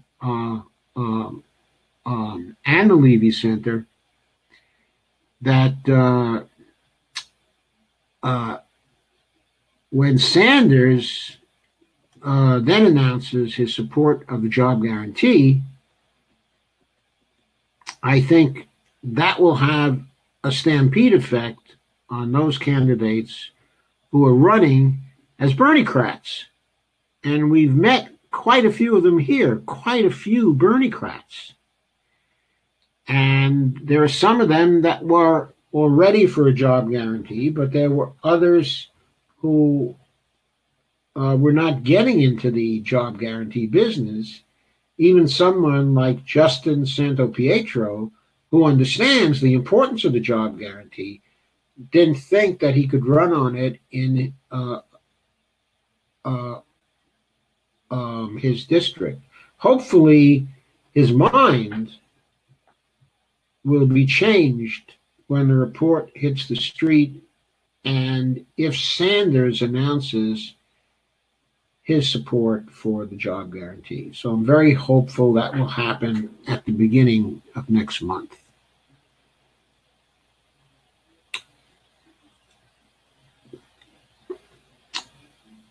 And James W. Nicholas says candidates that aren't already familiar with MMT are not going to just hop on board.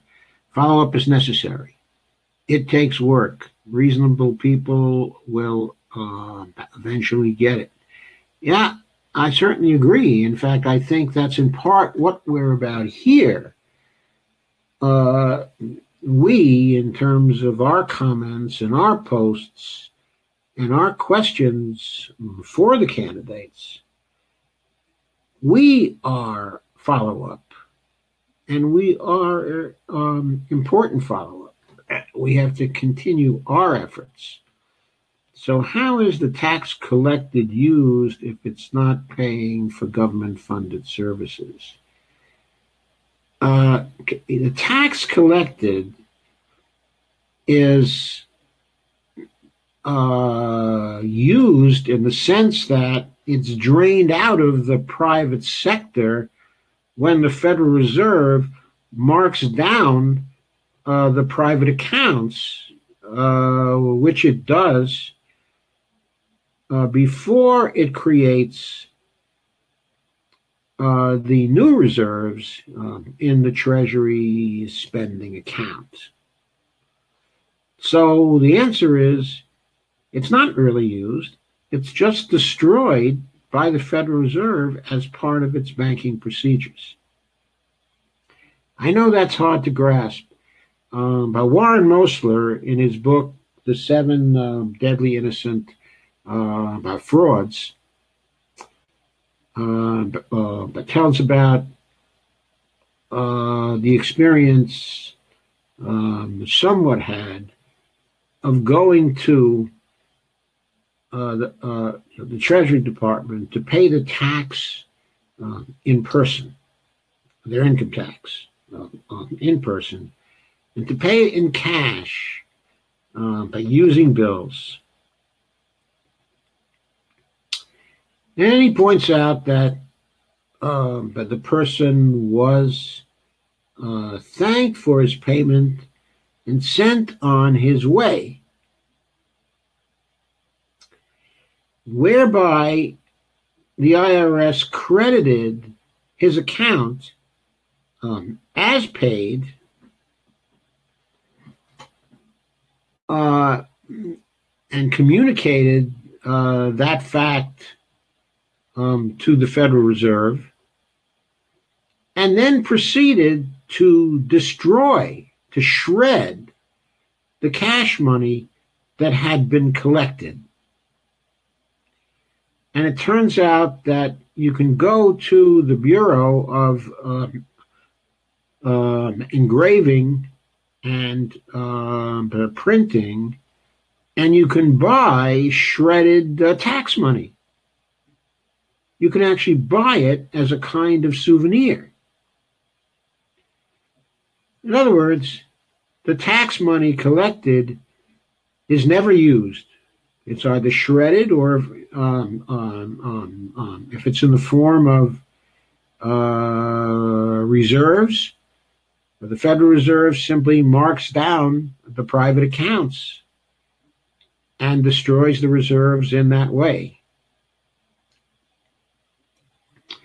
Mark Fabian says maybe Stephen will do his homework before appearing for his next class. I don't know, Mark. People get awfully busy in campaigns. Okay, but I'll go after them. Catherine Tokarska says, I don't have a beef with being a lawyer. I'm one. I don't have a beef with being a lawyer either. Only with certain kind of lawyers. It seems to me Steve's the right kind of lawyer.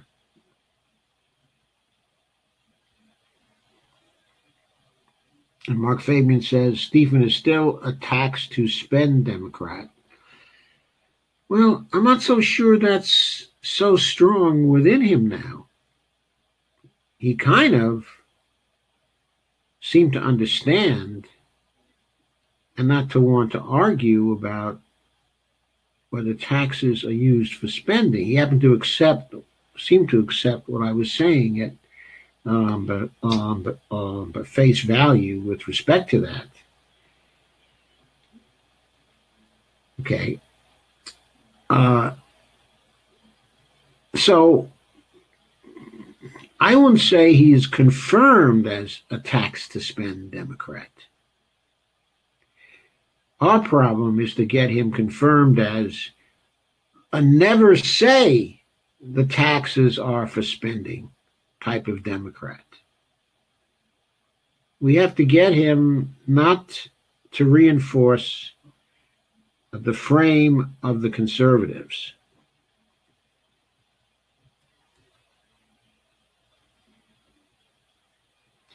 James Nicholas says, Joe, thank you. The quality of your broadcast is exceptional. Thank you, James. So is the quality of but the people who come here to attend my broadcast. It's disappointing to see people come on here and not know MMT. Well, more and more people are learning MMT. If you remember, David Hildebrand, who was with me on Thursday night, who was mentioned by Steve, so they're in communication, has learned some MMT, okay, and agrees with it. And what he said certainly indicated that he knew some MMT. So it seems to me Stephen is going to start to learn about MMT too. I think that he's also going to be in touch with Johnny Axum, who is here tonight for part of this anyway. I'm sure Johnny is going to talk to him about it. So,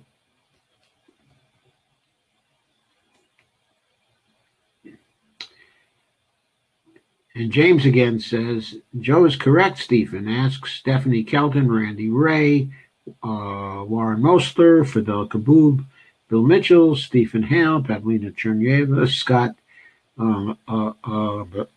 Fulweiler, real economists who tell the truth. Okay, Steve,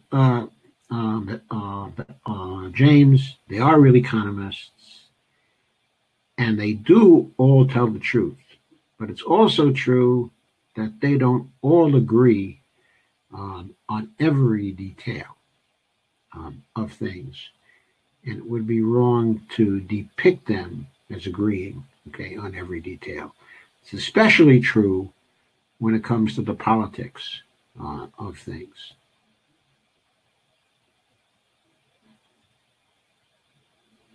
Mark Fabian says, hey, Jeff, wait till you hear the beginning of this interview.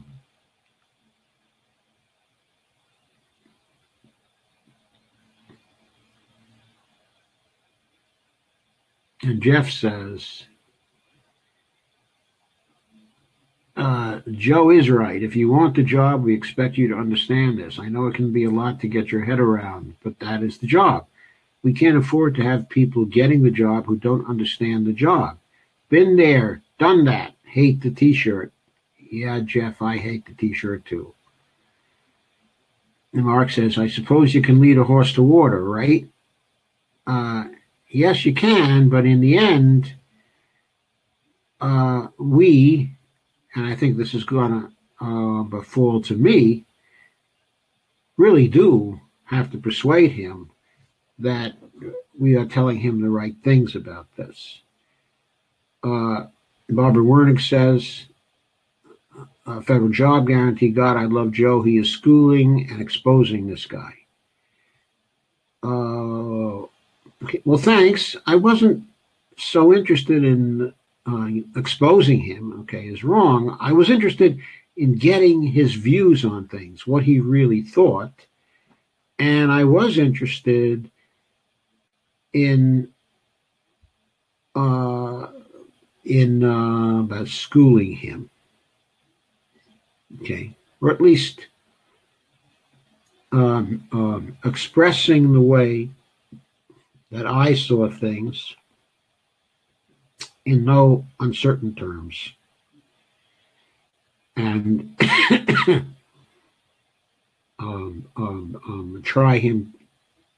trying to get him to reconsider his own position.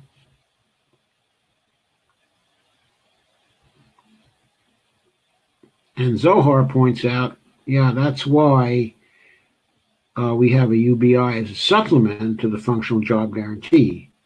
The federal job guarantee. But with time, the JT will provide salaries for jobs that never existed before, like helping in a community garden, for example, learning a skill if one wishes. Yeah, I completely agree. I didn't want to get into that with him because we were starting to run out of time, and I knew he was going to leave, that he wouldn't sit still this time for a 2-hour interview or a 3-hour interview, or my favorite special interviews, things like that. But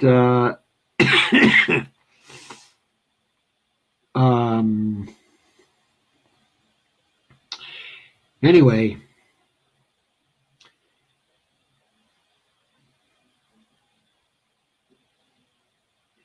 I thought if we started going into the details of the job guarantee, it was going to take a lot of time because there's a lot of detail to give, okay, and a lot to say to a person in terms of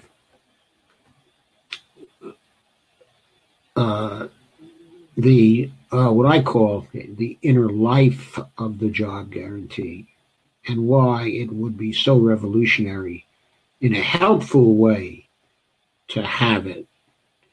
So Catherine Tokarska says, I got my law degree in 2005, not a drug user, not a mental case, and was homeless for a little over a year because I couldn't get employment. The difference is I slept in my car. Oh my God. Right. One of the reasons why we really need a federal job guarantee.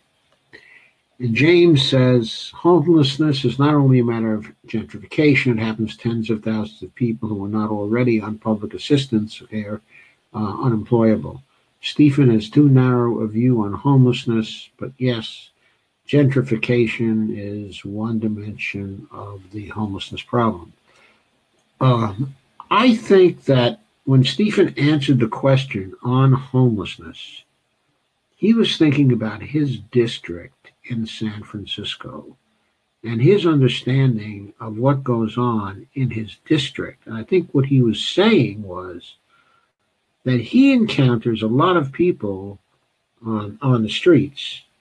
And also, we have to recognize that he's a legal advocate for the homeless. Actually, other things that he does. But one of them is that he's a legal advocate for the homeless. So, from his perspective, in San Francisco, one of the primary reasons for homelessness is gentrification. That is a very, very important problem because he sees it as the problem that's leading people to get thrown out of their apartments that up to that point they were able to afford. Mark Fabian says every city has that same problem. That's disgusting. And Mark Fabian points out Zohar, under a single payer, there is no income requirement. And Russell says that's better without the banner covering Stephen's face. Yes, it was. I sort of noticed that, and then I realized, oh, hey, what am I doing not taking that away? I mean, why am I leaving it there? Why did I put it up in the first place? So I got rid of it. I'm putting up less and less of these comments because they always obscure the face of either myself or my guest or both of us at the same time.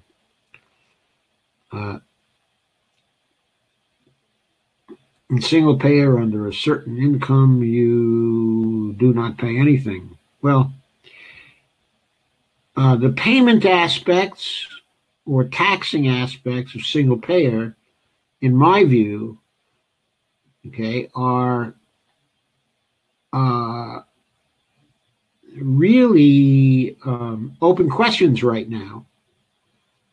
If we can get Congress voting for spending first and taxing only later, then it may be possible to legislate a single-payer bill where there are no premiums, there are no taxes, and where all services are covered for free, and is in HR-676 right now. No copays, no deductibles. Also dental, chiropractic, and mental health services completely covered. Coco, we just need the second Bill of Rights, the Economic Bill of Rights. You got it, Johnny.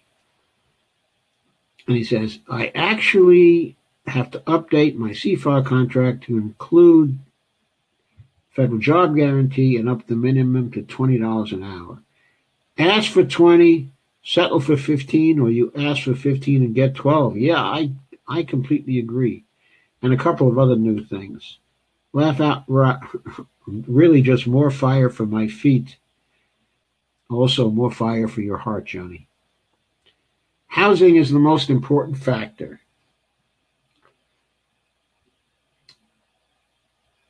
Safety net, federal job guarantee, a single payer.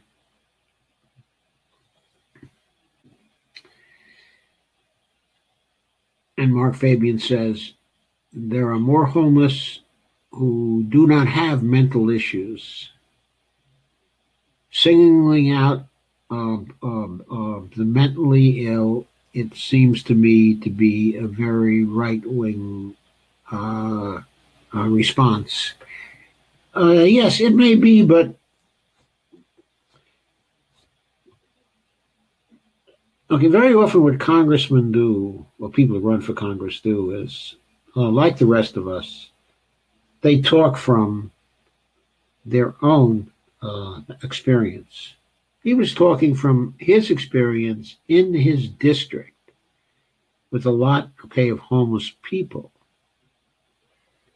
And he seems to encounter, okay, among them, a lot of issues that are mental in character. which he then wants to do something about. I mean, he wants to do something about that. He is he's very strong on protecting the rights of mentally ill people.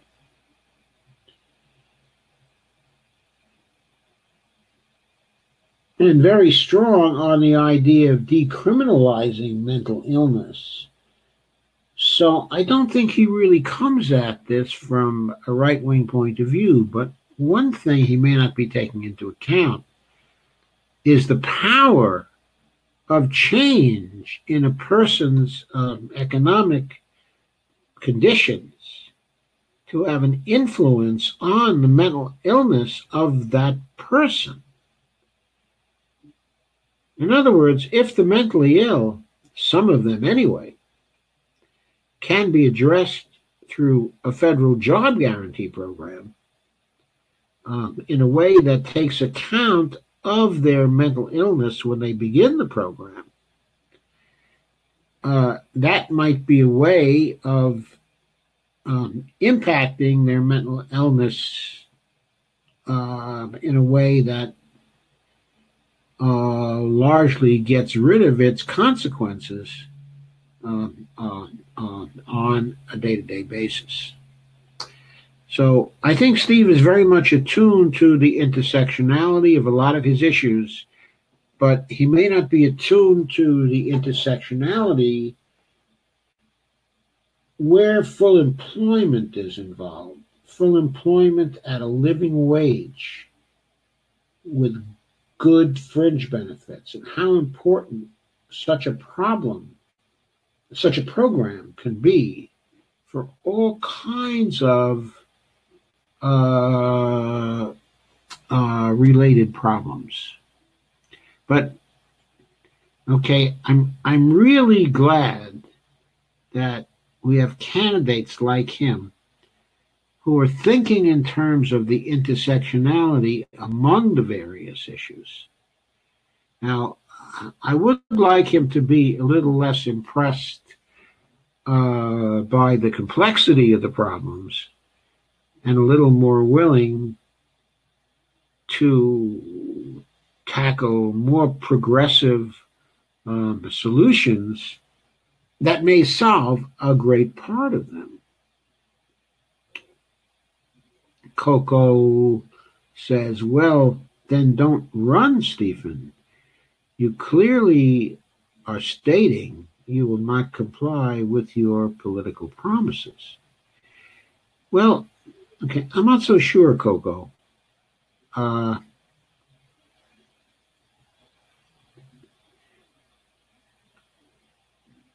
Okay, first I want to state, I want my candidates to be very clear about what, at the time of their running, they are very committed to.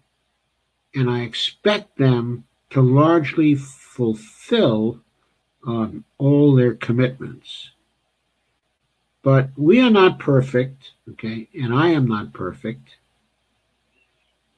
okay, and we and the candidates themselves cannot foresee the circumstances they're going to encounter in office. And those circumstances can mean that they have to do the difficult thing for a representative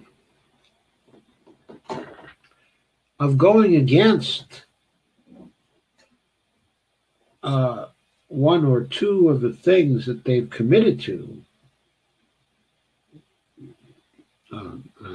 I would say a very small number of the things that they've committed to in order to better serve the public purpose. Okay, but I think that there are no guarantees for the candidate here.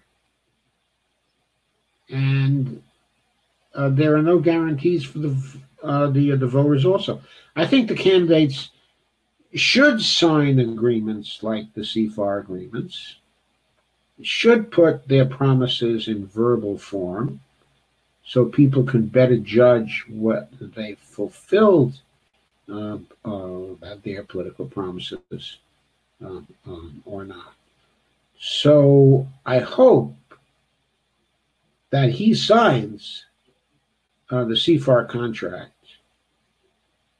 okay, and that Victor is successful in convincing him to sign it. And I think Victor has to be able to say that if he doesn't sign it, then regretfully, we're going to have a problem formally supporting him. Okay, I think Victor should say that, because that's the only way to get this process going and to really hold the candidates accountable. And then if Steve still doesn't want to sign the contract, I think he's going to have to understand what our position is, and he's going to have to take his chances. I guess that's the only thing I can say about it. Allison Drucker points out, I don't believe it's a legally binding contract, Stephen. I don't believe so either. It's not a legally binding contract, but okay, I think it's a morally binding contract. We intend it to be a morally binding contract in the sense that if you go against it and you do something else directly opposed to the sense of the items you committed to in the contract, then clearly you're breaking trust with your voters and you deserve to be defeated in the next election. That's how they're held accountable.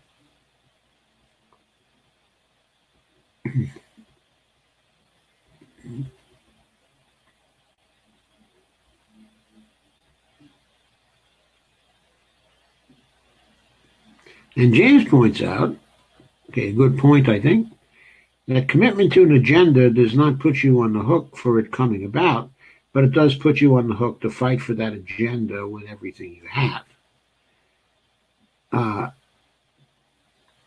And Mark says, this is why most hate attorneys. And Barbara says, yes, Mark, we need to hear your truth. If you dance, I imagine Barbara meant to say, if you dance, we dance.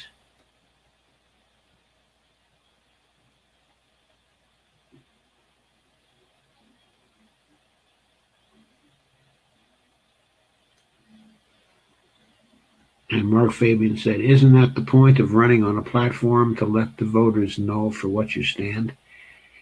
And Steve does seem to be running on a platform. I mean, it's on his website.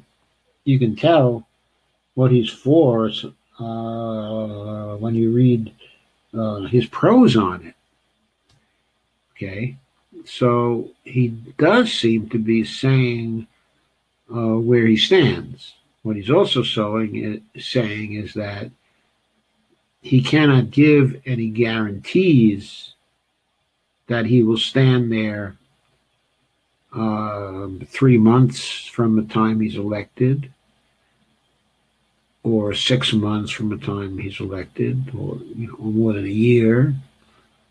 I don't know if that's enough for me. In other words, I'd feel better if he could voice now what his doubts are with respect to the CFAR items. Okay? In other words, which of the items on CFAR he thinks might be subject in some way to changing conditions. I think he should at least be able to say that. But I think he should be able to sign the CFAR. As I read the CFAR, it's not really terribly radical. I mean, if I had my druthers, I'd like to sign candidates to a more radical contract than the current CFAR contract. So we have to see if the CFAR contract is going to change.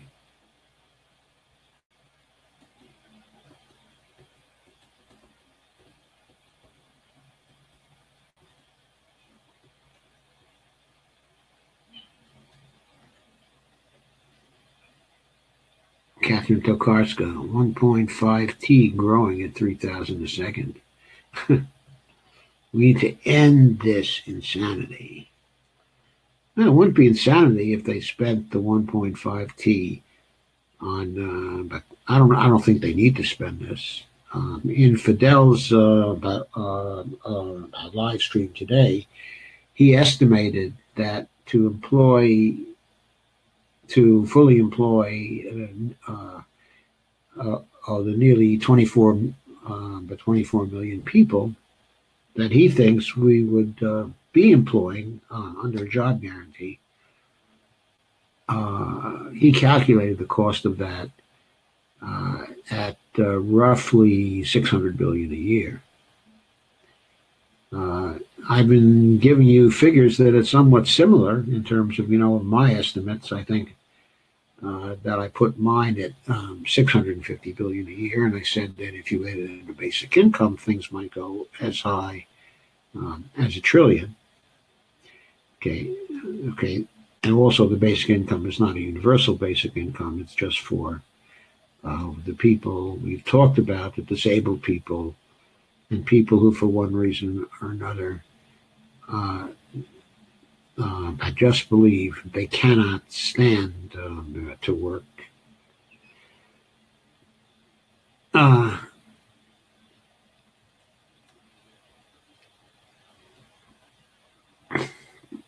Just eliminate all student debt and rebrand it as a free college pony.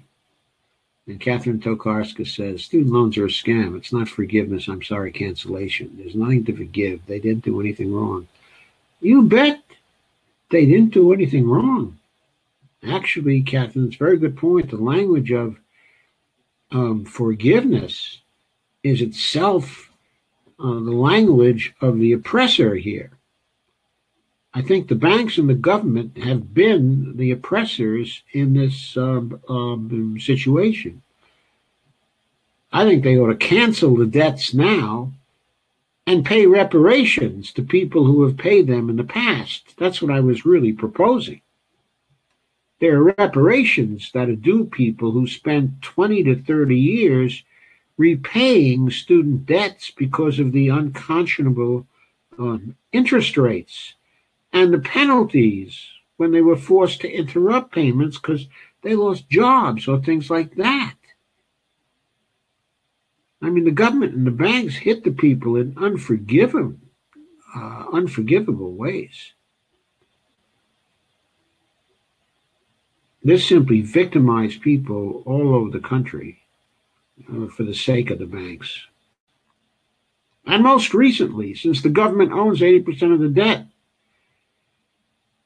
for the sake of a government that doesn't even need the money. It didn't even need the money. It was blood-sucking from these former students. Alison Drucker, retroactive. You bet, retroactive. Nothing short of full forgiveness makes any sense. Doesn't make any sense to me, Catherine.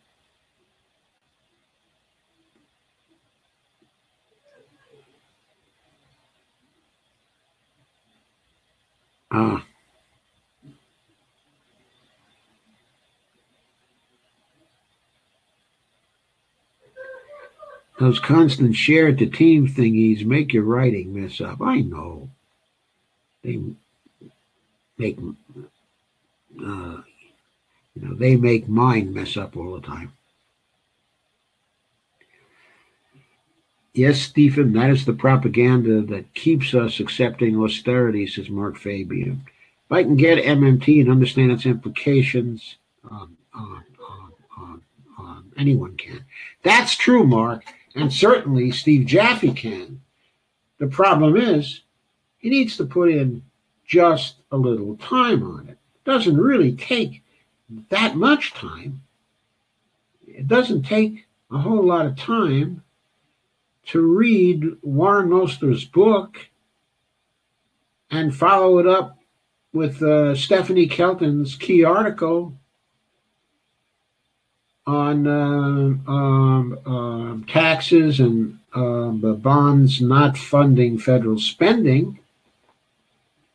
and maybe Randy Ray's introductory books, and you've got enough of it for the time being.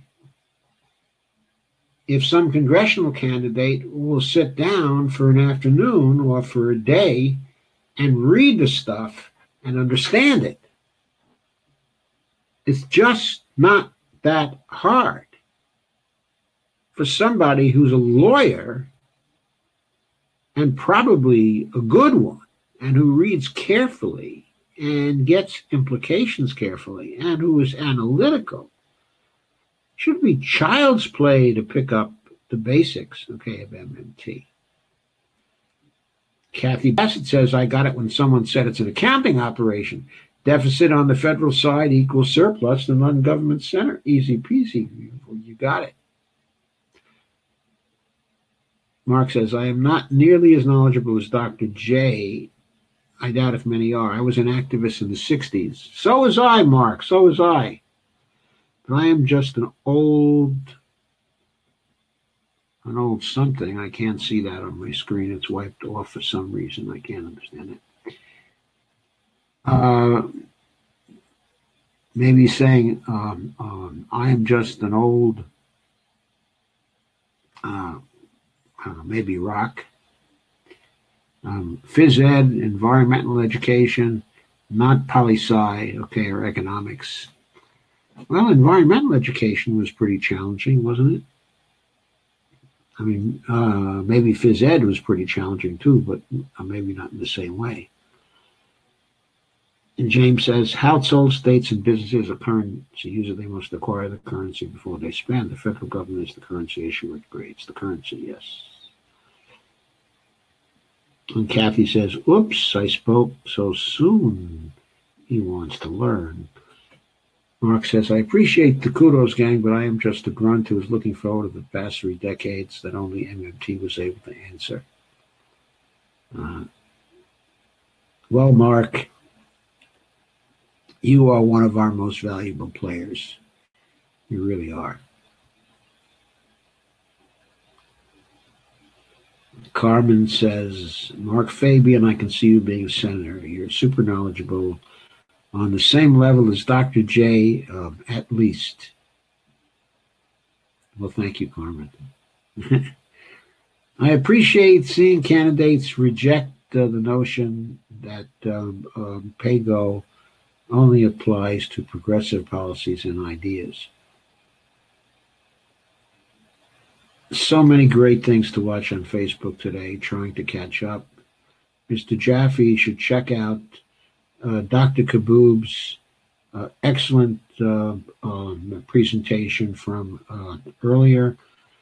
I will send him the link. I saw Fidel today, and he was great. He did a great presentation, which he usually does. But I thought today's went particularly well. It was particularly clear. It handled many of the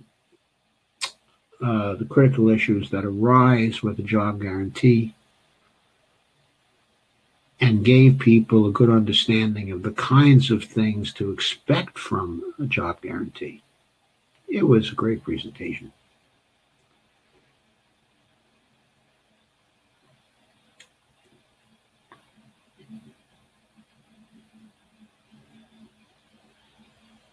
And James compliments me on my knowledge. Well, thank you, James. Once again, Johnny Axum, I thought he had it when he quoted that taxes destroy. So close. Yeah, so close. John Marshall. The power to tax is the power to destroy. Amazing that John Marshall understood that, right? The old Federalist, the aristocrat, the guy who was trying to create judicial supremacy over the Congress. He understood that taxes destroy money.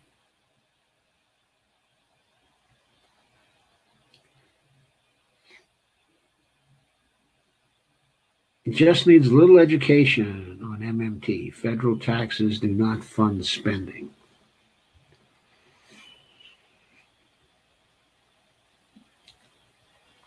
Philip Fisher says, Citizens United needs to end with corporations. Yes, that's very, very true. In the last interview with Steve, if you reference the last interview with Steve, which was, I believe, on March 8th or something like that, we talked about that. I introduced him to the exception clause, Article 3, Section 2. And he seemed to be very amenable to that. I have no doubt he's probably asked somebody about it or looked at it since that time and realized that the Supreme Court can be kept out of campaign financing disputes.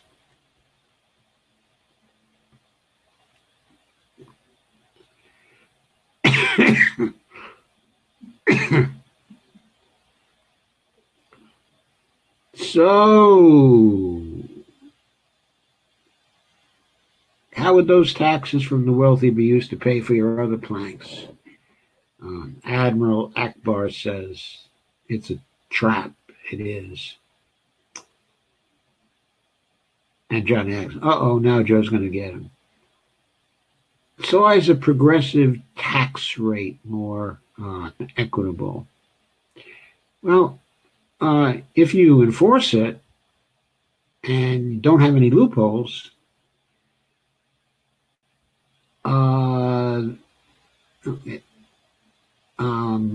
so then it leads, of course, to reducing wealth inequality. And wealth inequality is a dangerous thing for democracy. Because the more unequal the distribution of wealth is, the more money the rich have to overturn our political system, which is precisely what's been going on for the last 40 years or so. Actually, the first break in the very high progressive income tax was during the Kennedy-Johnson years, when the rate was reduced from 90% to 70%.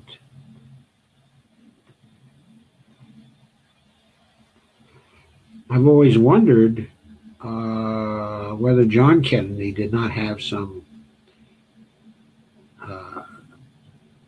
secret notion that he'd be doing a favor for his father if he lowered taxes, in that instance. But anyway, he did it because he was assured that it was a Keynesian tax cut that would somehow lead to more spending and more consuming, and that it would therefore be beneficial to the economy. The evidence at the time was that was the way that it actually worked out. I don't know if that was ever really proven, but that's what people thought at the time. And this fed the myths behind Ronald Reagan's tax cuts in the early 1980s.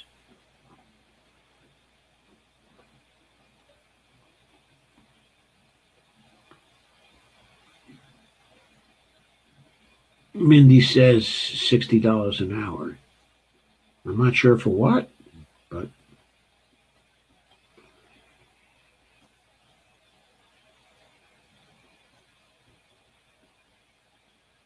and Joy Marie Mann says mental health does not get talked about by candidates nearly enough. Yes, Joy, you're very right. Johnny says, I got you for a co-sponsor for that bill.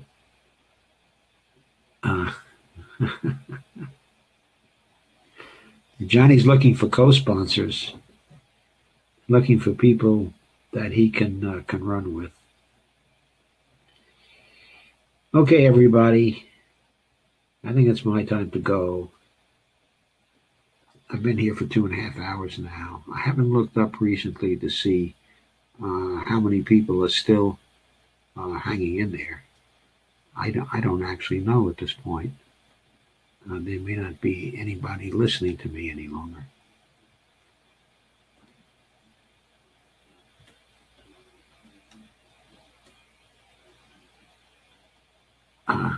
Well, I'm down to 14 viewers. So to you 14 who have hung in there, thank you very much. I'm going to say good night to you now until Tuesday night, when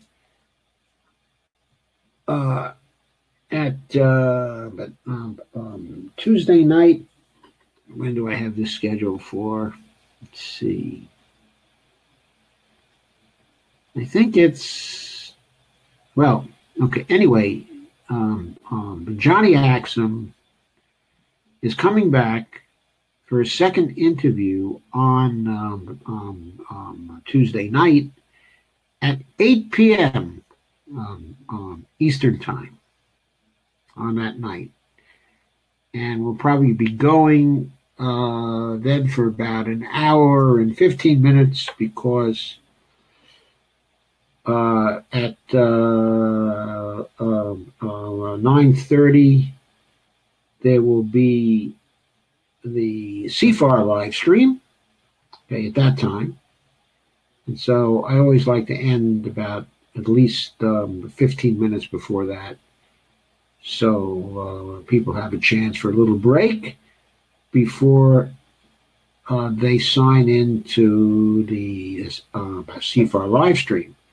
I think that Johnny Axum is going to have a busy time on Tuesday night, because my understanding is that he's also scheduled to appear on the CFAR live stream, as well as on my live stream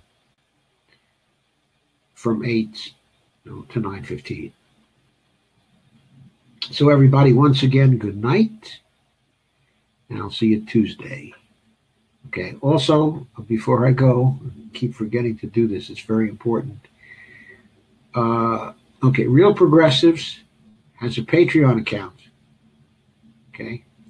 I'd like to remind you, as I do in every session, that we'd very much like you to go to the Patreon account if you like our broadcasts. Okay, make a contribution if you're able to afford it. And I have a Patreon account as well, and I'd very much appreciate the same thing. Okay. If you happen to be feeling generous, then I could certainly use some help too to continue with these broadcasts. So thanks again very much for coming, and once again, I'll see you Tuesday night.